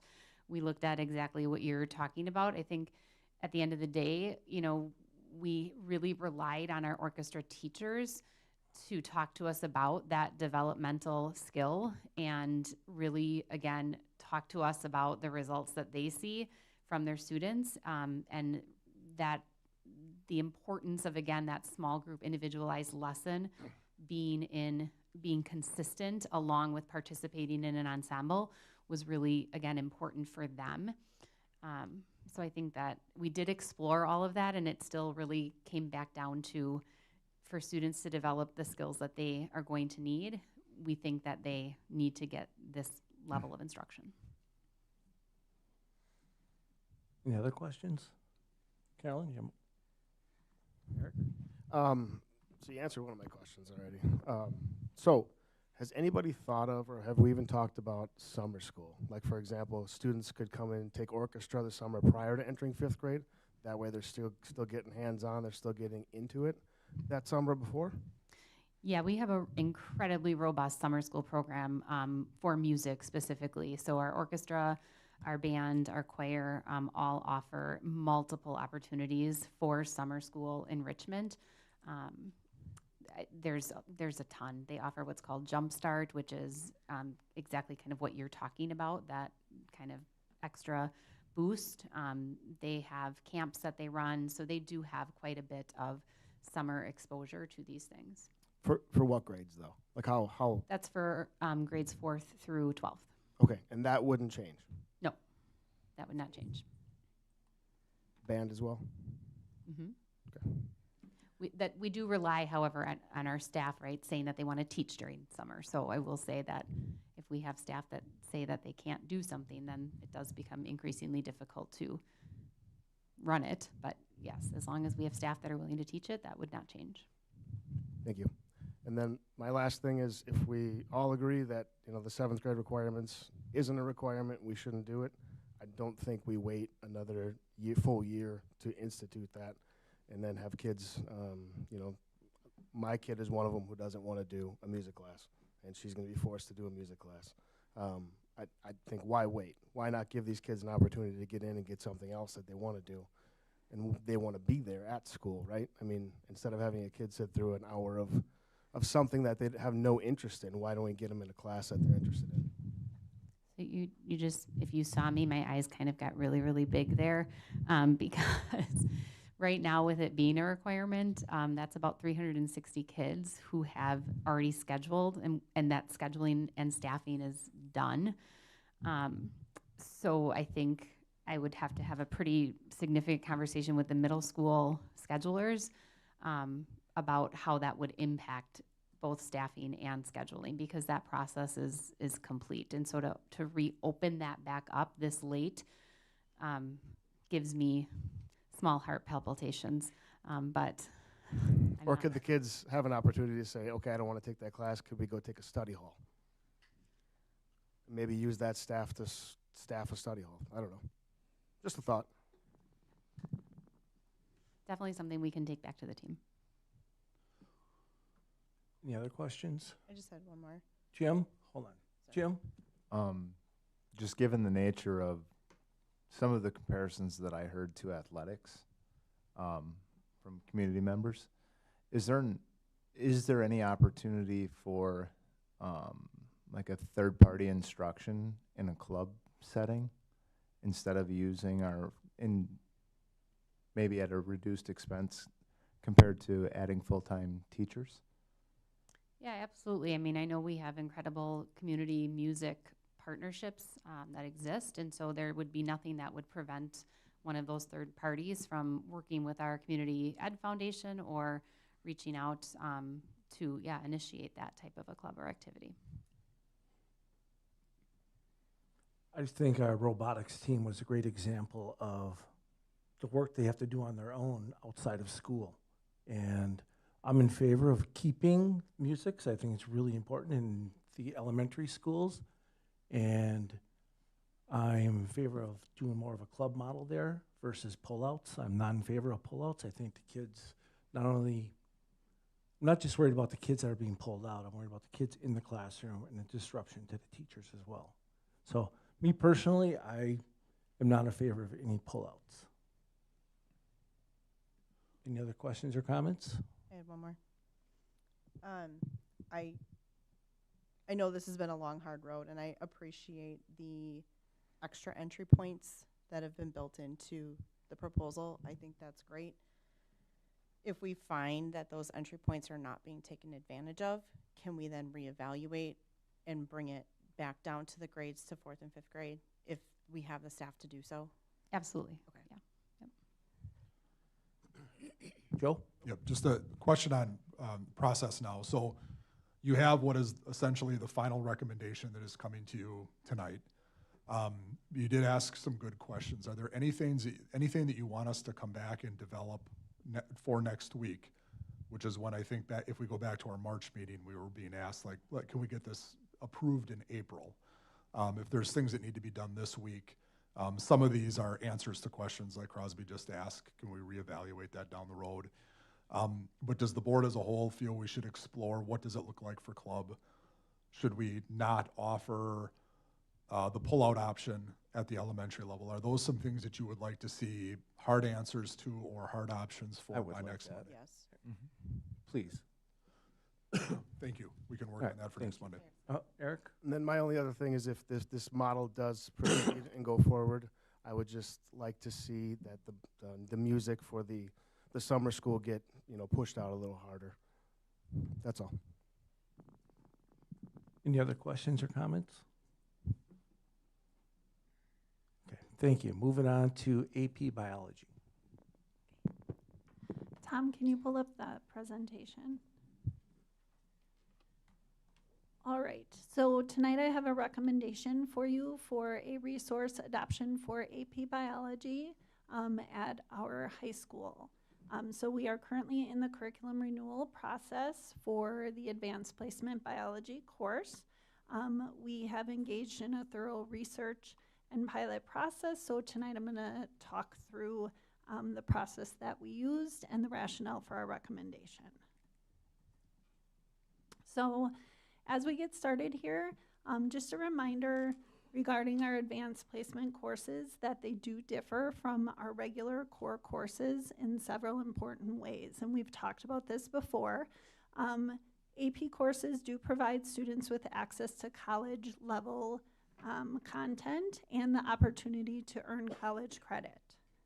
So because of that, enrollment in AP courses is optional and is determined by the student and the family. The AP courses are also governed by the College Board, which requires districts to teach specific course content and also requires us to use an approved instructional resource. The College Board does occasionally and periodically update their course frameworks and their expectations, and when these changes occur, then districts are required to also review and update their courses accordingly. So this is the case with AP Biology.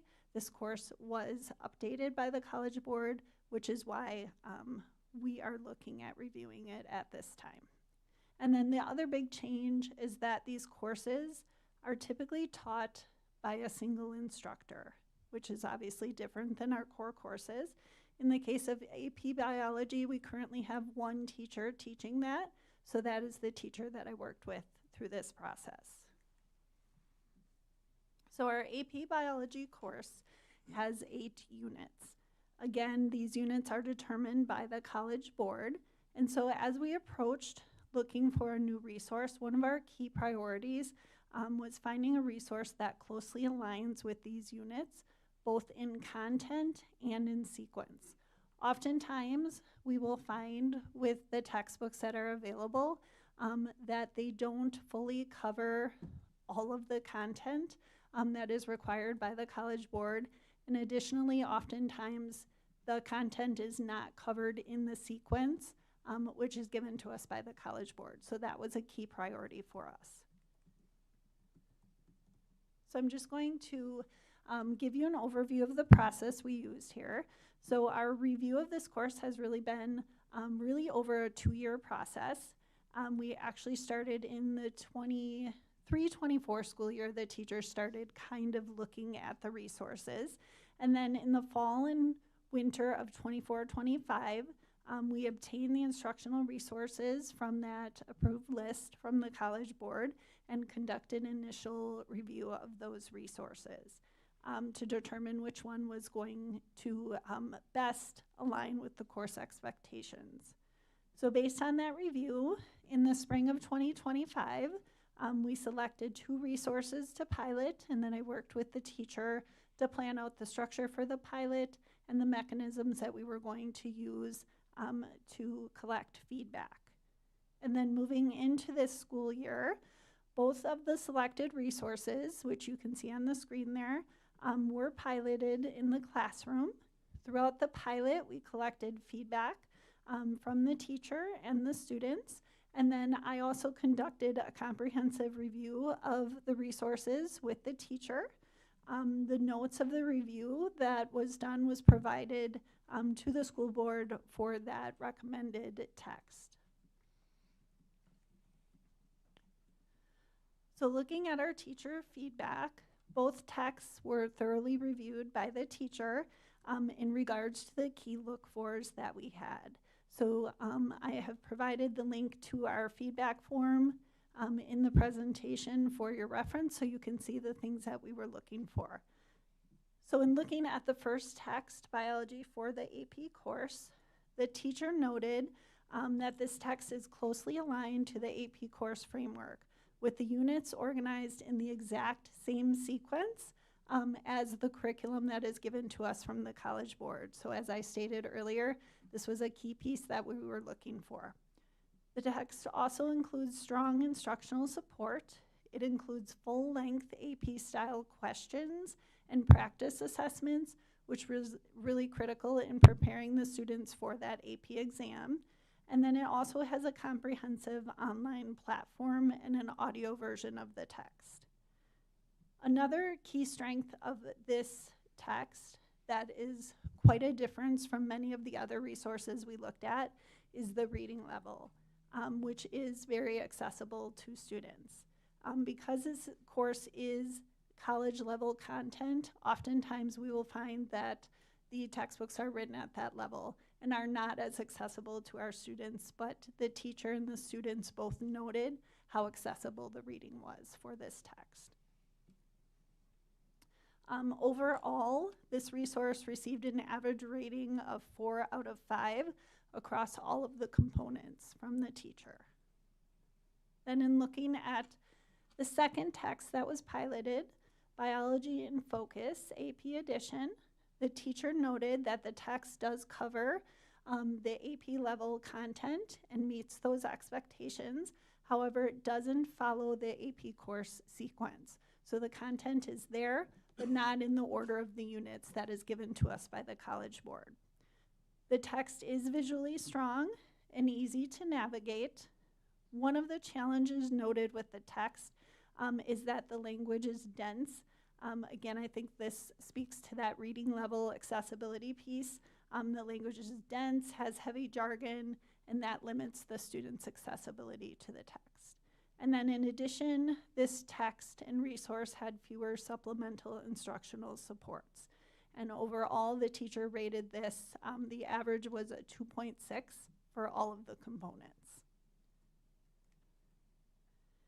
And then looking at student feedback for the first text, Biology for the AP course, this text was highly rated by the students, with 90% of them giving it a 4 or 5 out of 5. And some of the things that they noted was that it had that accessible online textbook format, giving them options to listen, highlight, and interact digitally with the text. They also noted that there was clear organization, concise explanations, and helpful visuals. And then students appreciated the depth of content, though some of them did note that the chapters could be lengthy and wordy. And also they noted that the online platform could occasionally be difficult to navigate. In looking at that second text, Campbell Biology in Focus, this text received a much lower rating from the students, with only about 20% of the students rating it a 4 or 5 out of 5. The students did value the visuals, the pictures, diagrams, graphs, and things that the text had. They also liked the online access. However, they did report some challenges with the clarity and organization, the limited summaries that were available from the text, and then they noted that the structure was difficult to follow as it's not aligned to the AP sequence. So, given all of that feedback and our pilot process, our recommendation is that we adopt the textbook biology for the AP course. The cost of the adoption is itemized there for you. We would need to purchase enough physical text for the students. It would be important for them to have that text available, as well as the digital platform license. So the price that is quoted there is a 6-year digital license. The teacher materials, which are the online access to the book, as well as the teacher's manual, and then the AP test bank, are provided at no cost, which is pretty typical for adoptions such as this. So the total cost of this adoption would be just over $10,000. Next steps include bringing this back to the board for approval next Monday at the April board meeting. And then upon approval, we would purchase the resources which have been budgeted for, and then we would begin that curricular work, revising our instruction and assessments. Any questions? Craig? Heavy jargon. Can you explain that real quick, please? Heavy jargon. Using terminology that is difficult for the students to understand and not explaining it as well. It's words that are a little out of reach for the students. Thank you. I have a question about the online licenses. So it's $40 per license for all 6 years, correct? So we're not paying this every year? Correct. Okay. That is correct, yes. Any other questions? All right, thank you. All right. So moving on to another curriculum renewal recommendation for you tonight. Tom will need that presentation. I think this is the last one. And Michelle Ziegler is going to join us tonight and help us out with this presentation. I think it's been a while since Michelle has been here, so she's excited to be back. So we are also in the curriculum review process for our elementary ELA curriculum. We've shared frequent updates with the board on our progress with this process over the last couple of years, as this is obviously a critical curricular area for our elementary students. And we are very excited about the work that has been done and feel very confident in the recommendation that we're bringing you tonight for 3rd through 5th grade literacy. So Michelle and I are going to go through the process that we use and the rationale behind our recommendation. So starting with this, we won't go into detail. You've seen this graphic many, many times. But just a note that we do have a very thorough multi-phase curriculum review and resource adoption process. And this process has really been adapted and adjusted over time and will continue to be adjusted as we respond to feedback from our staff and other district stakeholders. So tonight we're really going to focus on those first 2 phases, research and pilot, as that is where we currently are in the process. All right, so I do want to emphasize that this was a multi-year process. I've sat before you and I have given you updates since 23-24 school year. So in that school year, we worked really, really hard to educate and learn with our teachers so that when we came to start researching resources, we knew exactly what we were looking for that was going to have the biggest impact on our students. And so that first year, I took a small group of teachers to CISA 6 in Oshkosh, and we did the Intermediate Literacy Academy. Teachers also underwent letters training and had literacy PD that was supported by our instructional coaches. So then in year 2, we were able to do our essential standards work where the teachers identified what they felt the most essential standards were for each of their grade levels. And then we gave a survey to all of our teachers asking them, what is it that you feel is the most important thing that we need to be looking for in our new literacy resource? And because we had done all of that research and all of that learning, we knew that they were really armed and equipped to give us really great feedback. With that feedback, we took all of the research that we had done over the last year, and we developed a look-fors document that we used when we brought in multiple vendors and multiple different resources. We had about half a dozen vendors come out, and we used that look-fors tool with our teachers to start eliminating the options that we did not feel were reaching what we felt high expectations were for our literacy program. From there, we narrowed it down to the 2 resources that we decided to pilot, which were Amplify CKLA and Benchmark Advance. And again, just a reminder, this pilot was just for our 3rd, 4th, and 5th grade teachers. K2 research teamwork is ongoing this school year so that they can pilot next. The recommendation that we are going to be bringing to you this spring is derived from all of the feedback that we collected from parents, teachers, instructional coaches, principals, and our student learning team as well. And the recommended resource aligns with all of the key literacy priorities that we identified as a district. So for the pilot this school year, we had 2 different resources that we used. Amplify CKLA was taught during the first trimester. We had 6 classes across the district, 2 per grade level, that piloted Amplify CKLA. When that pilot wrapped up, we then piloted Benchmark Advance in 6 other classes. So each class only piloted 1 of the resources because that created the least disruption to our students.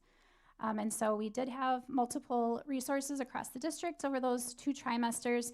During that time, Angela and I went and did observations in the classrooms. The principals did observations, and so did the instructional coaches.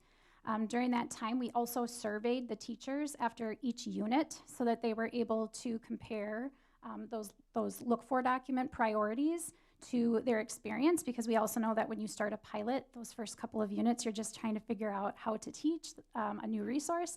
And by the 3rd and the 4th units, they were really able to give really strong feedback one way or the other.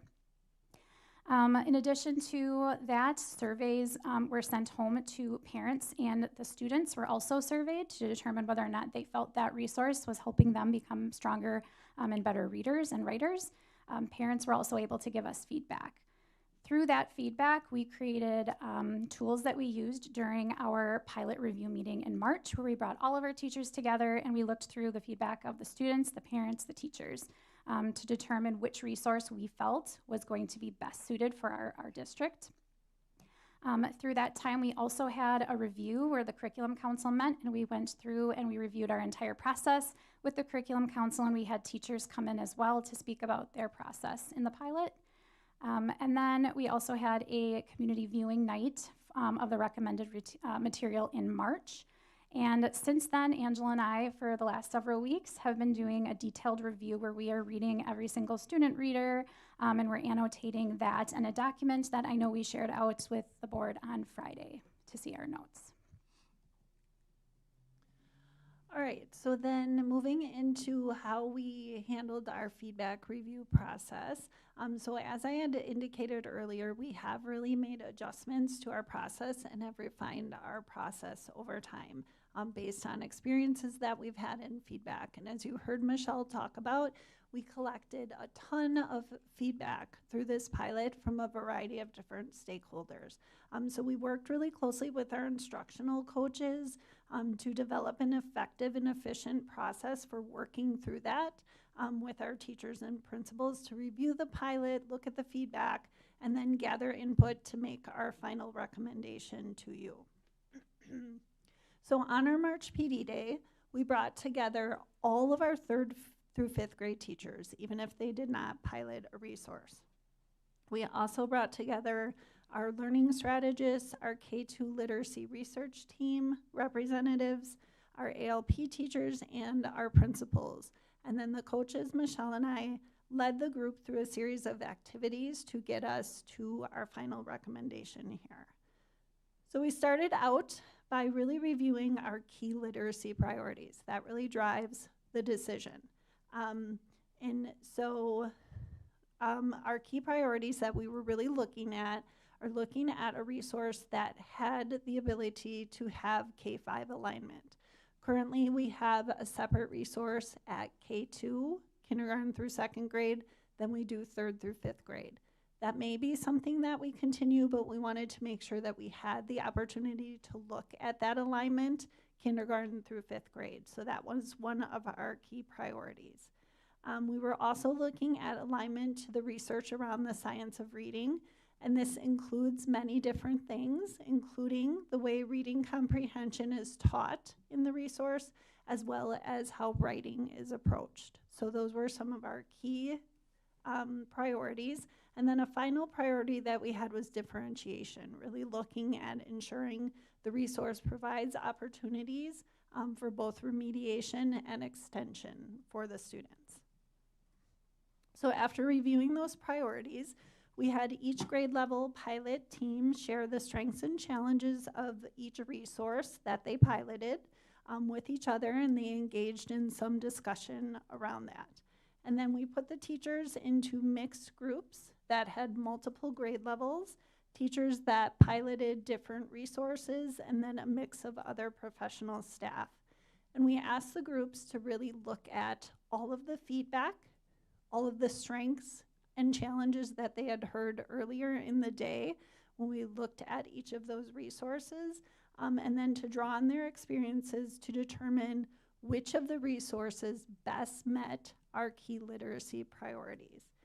And the feedback from that activity, we had each group tell us which resource aligned with each of those key priorities.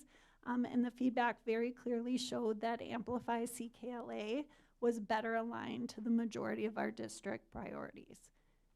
And then in addition to that, we also gave individual teachers the opportunity to provide feedback, both on the resource that they felt was best to move forward with, as well as just providing feedback on the pilot process itself, so that as we move forward with future pilots, we can take that feedback into consideration.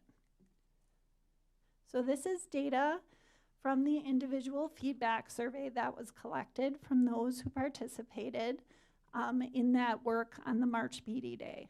We had 72 responses, and of those 72 responses, 90% of the respondents indicated they felt that Amplify CKLA would be the best resource for our district.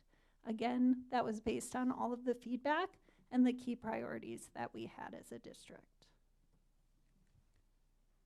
All right, and so the reasons behind why teachers felt that Amplify CKLA was the best of the two options. One, it's comprehensive. So it has grammar, it has spelling, it has reading, writing, all of those pieces, even handwriting is included. It is also aligned to the science of reading. That was a big one. We really dug in, trying to make sure that it aligned to all of the things that we had just learned about. It engaged students at really high levels. It was important to us to find a resource that had a lot of knowledge building. That was probably the #1 compliment that CKLA received, was that the high levels of vocabulary development and also transfer into their daily language and their writing. The teachers were really impressed. We also felt that high quality instruction that we had been looking for is very strong in this particular resource. It includes strong scaffolds and instructional supports, so it does give teachers ideas for how to differentiate for students on both levels. And it enhances the teaching and learning with the digital platform. Teachers felt that the digital platform was really easy to use, and I can attest to that after having reviewed multiple units online, that the digital platform is very easy to use. It also aligns with the district's writing expectations. I think over time, our teachers have felt that writing could be stronger in our curriculum, and so this was a huge priority for us. We've done a lot of research reading the book, The Writing Revolution, and actually Amplify CKLA alludes to the writing revolution right within the curriculum. So that's been wonderful to see because the teachers are actually seeing, oh, look, the professional development we're getting around writing is actually reflected in this particular resource, which has been really nice. And then as Angela mentioned, while we do have K2 Super Kids currently, and we've done well having a K2 experience different than 3, 4, 5 in the past, we did want to make sure we provided the opportunity for a K5 aligned experience if necessary. One of the things that came out when we had our early literacy teachers come was that they did not feel Benchmark Advanced was going to be best for students in K2. And so if we, at the end of the day, wanted to try to keep things aligned, that was not a resource that they felt comfortable going with, but CKLA was. And so that was one piece of evidence that we used in moving forward, that if we do want to truly align that content knowledge building and that scope and sequence, Amplify CKLA was the best choice. We had a community viewing night on a Thursday, March 19th. We noted that at the February board meeting that meeting would take place. It was also posted in the February Curriculum Council meeting notes. It was advertised in the key news that went out on both February 26th and March 12th. And then we sent a shout point email to all parents on March 17th. On Thursday night, March 19th, we had 2 parents attend, and we did receive positive feedback from the parents who did attend the viewing night. All right, so our recommendation would be to move forward with adopting Amplify CKLA. So we have the itemized costs for this. This adoption is going to look much different than the one I just showed you. That one was for one course that has 55 students in it. This is for one of our core courses, 3rd through 5th grade, hundreds of students, and many, many different components. So you can see the itemized list here. This is for a 6-year adoption cost. Some of the things that are included with this is there are 9 units per grade level.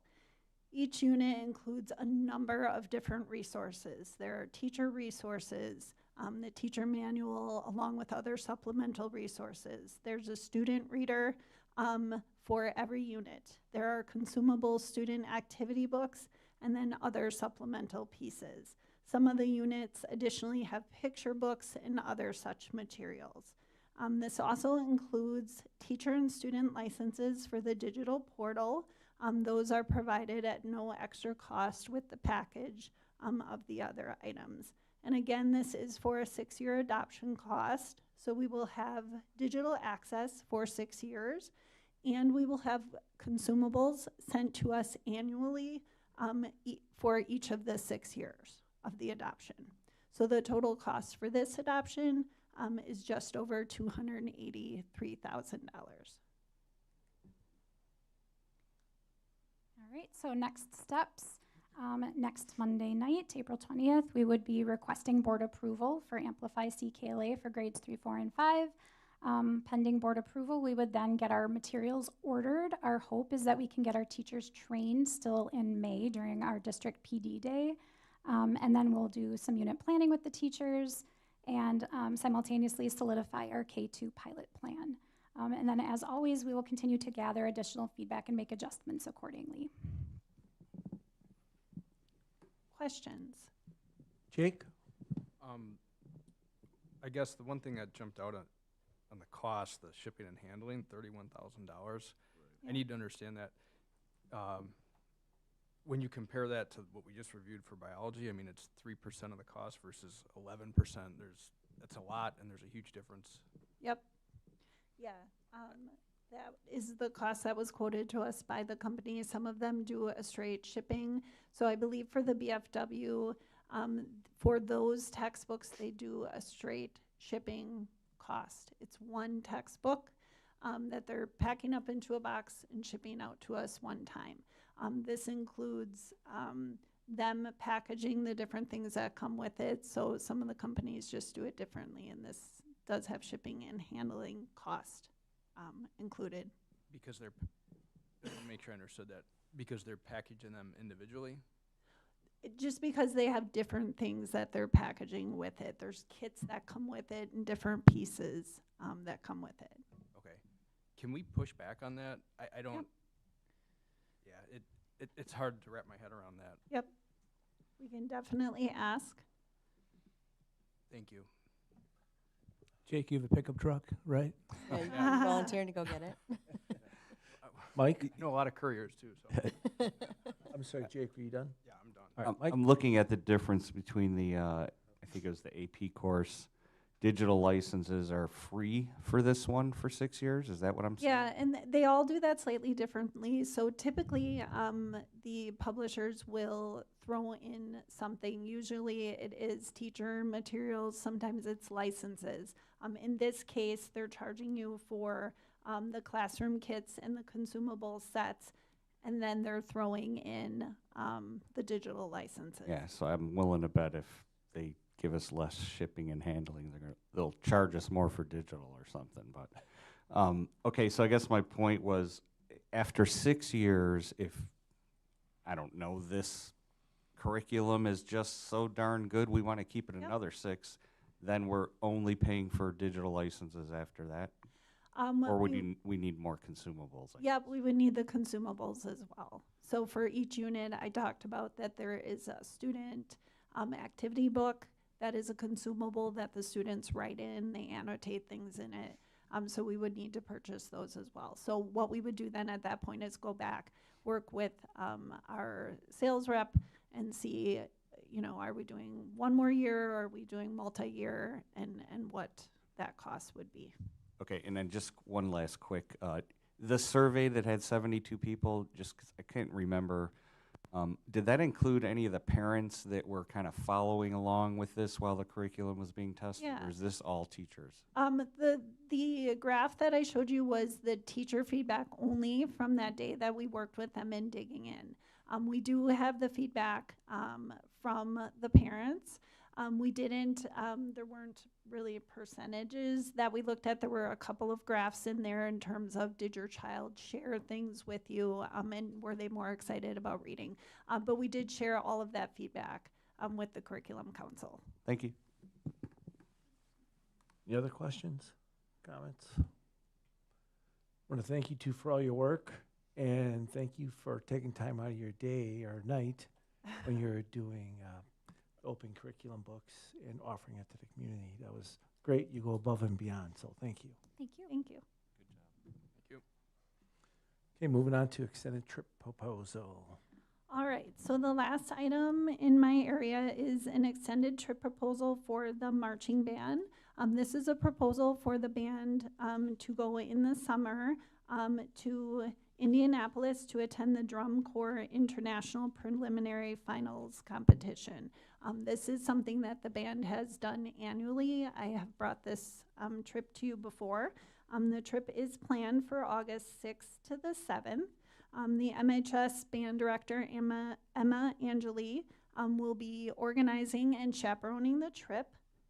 Other band staff members will be chaperoning, depending on the amount of students that they have attending the trip will depend on how many chaperones they have. They're using a travel company to assist them, and then in the materials, the itinerary was provided and all of the details. So I can answer any questions that you have. Otherwise, I will be asking the board to approve this trip next week. Any questions? We're good, thank you. Okay, we'll move on to policy, Joe's favorite. Yes, policy. So following the feedback, we did meet with Neola. We went through the recent update, and in that update, you'll see a number of policies here that address the 2025 Wisconsin Act 57. And this is the sexual misconduct with staff member policy, the grooming policy. And this language we find is to be very important. We want to get this in front of you as soon as possible to move forward with approval. There are 4 policies that are addressed by this one. I think there might be a 5th, I apologize. But policy, the big ones are the 1213, 3213, and 4213. These policies are the student supervision and welfare policies. from a leadership standpoint, a management standpoint around this, these policies now contain very valuable language for us in assisting with investigations, and they have some very clear-cut actions for us to take. You'll see that then in the policy example. The last policy then, child abuse and neglect, that is also updated to address Act 57. If you look at, I'm sorry, the parent and family engagement in Title I programs, there's some language updates in there that were recommended by the federal government and Neola under Title I. Under interscholastic athletics, they go into the NIL, the name, image, and likeness. The WIAA is strongly recommending that all school districts have name, image, and likeness language added to the policy in alignment with the WIAA standards. Some school districts are finding themselves in a little bit of hot water if they don't have that language in place. So we're bringing forward the recommended language from Neola based off of their work with the WIAA. Personal communication devices is being updated per the 2025 Wisconsin Act 42, which prohibits cell phone use during the school day. So we were ahead of the game on this one. The state legislature did pass that.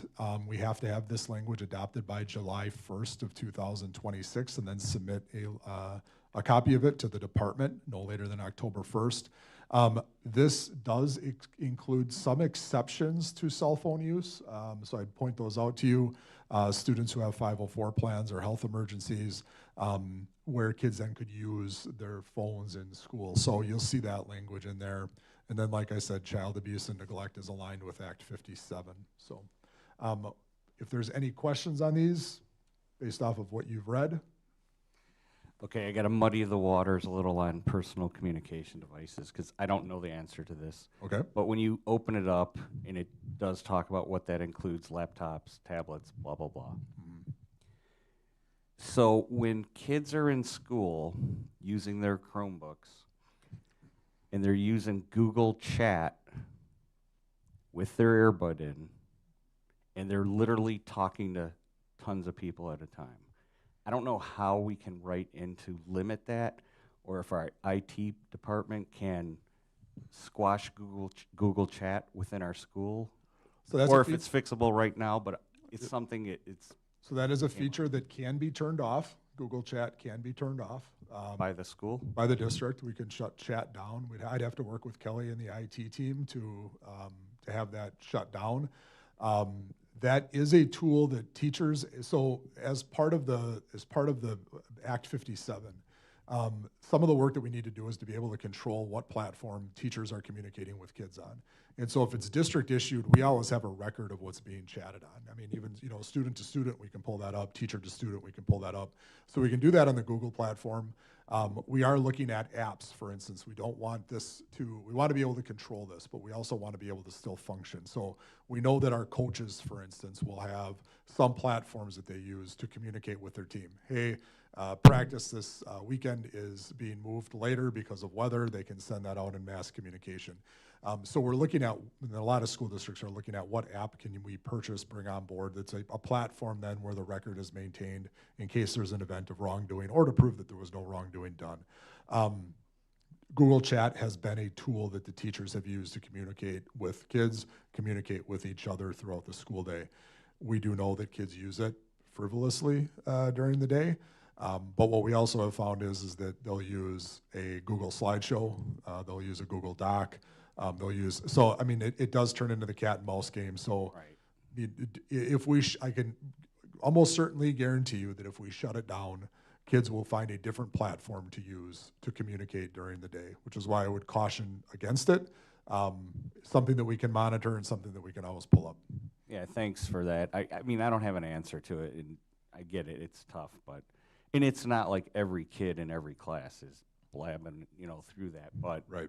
There comes a time when maybe 7 or 8 in a class at a certain age, freshman or whatever. And I was just wondering if there's anything we can do to.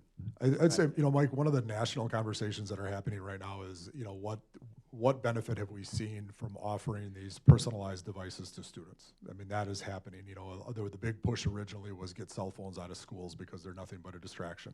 They're not helping with anything. And so we took that step. what we're looking at now is for school districts that did go to one-to-one, like what's been the actual long-term benefit to a one-to-one initiative? You know, that is driven by, some of it is driven by cost. You know, with all of the data centers that are going in, those same precious minerals and whatever it is that's going into the development of a Chromebook, which used to be very cost effective. They're no longer as cost effective as what they were. So, you know, do we as a school district need to look at that instructionally? Do we need to look at that from a, you know, just an overall philosophical? Those conversations are starting to happen. We don't have a final recommendation for you, but getting to the point of distractibility, is that a step we need to take? We might, and we're looking at that right now. Thank you. You're welcome. Any other questions? Crosby? I have one question on the WIAA policy, interscholastic athletics. Just clarifying in the first red line paragraph, it starts with the board adopts eligibility. It says set by, and is it just supposed to say set by the WIAA and not the Constitution of the Wisconsin Interscholastic Athletic Association? I'm just wondering what the actual language is, because I know there's a lot of red line and green in there. So the recommended language is, and directs the administrator to provide interscholastic athletics in accordance with the WIAA Constitution, bylaws, and rules of eligibility. So it does, they take it out of the Constitution, they do leave in WIAA, and then they go into and directs to be in compliance with the Constitution, bylaws, and rules of eligibility. Okay, got it. Thank you. Any other questions or comments? All right, thank you. Moving on to action items, hires, retirements, and resignations. All right, we have our first hire for the 2026-27 school year. McKenna Doherty is being recommended for our speech and language pathologist position. We received a resignation from Amy Keller, special education teacher at Clarendon Elementary School. And then we had a teacher submit a notice of retirement, Patricia Nice, and she is a current interventionist at Prairie View Elementary School.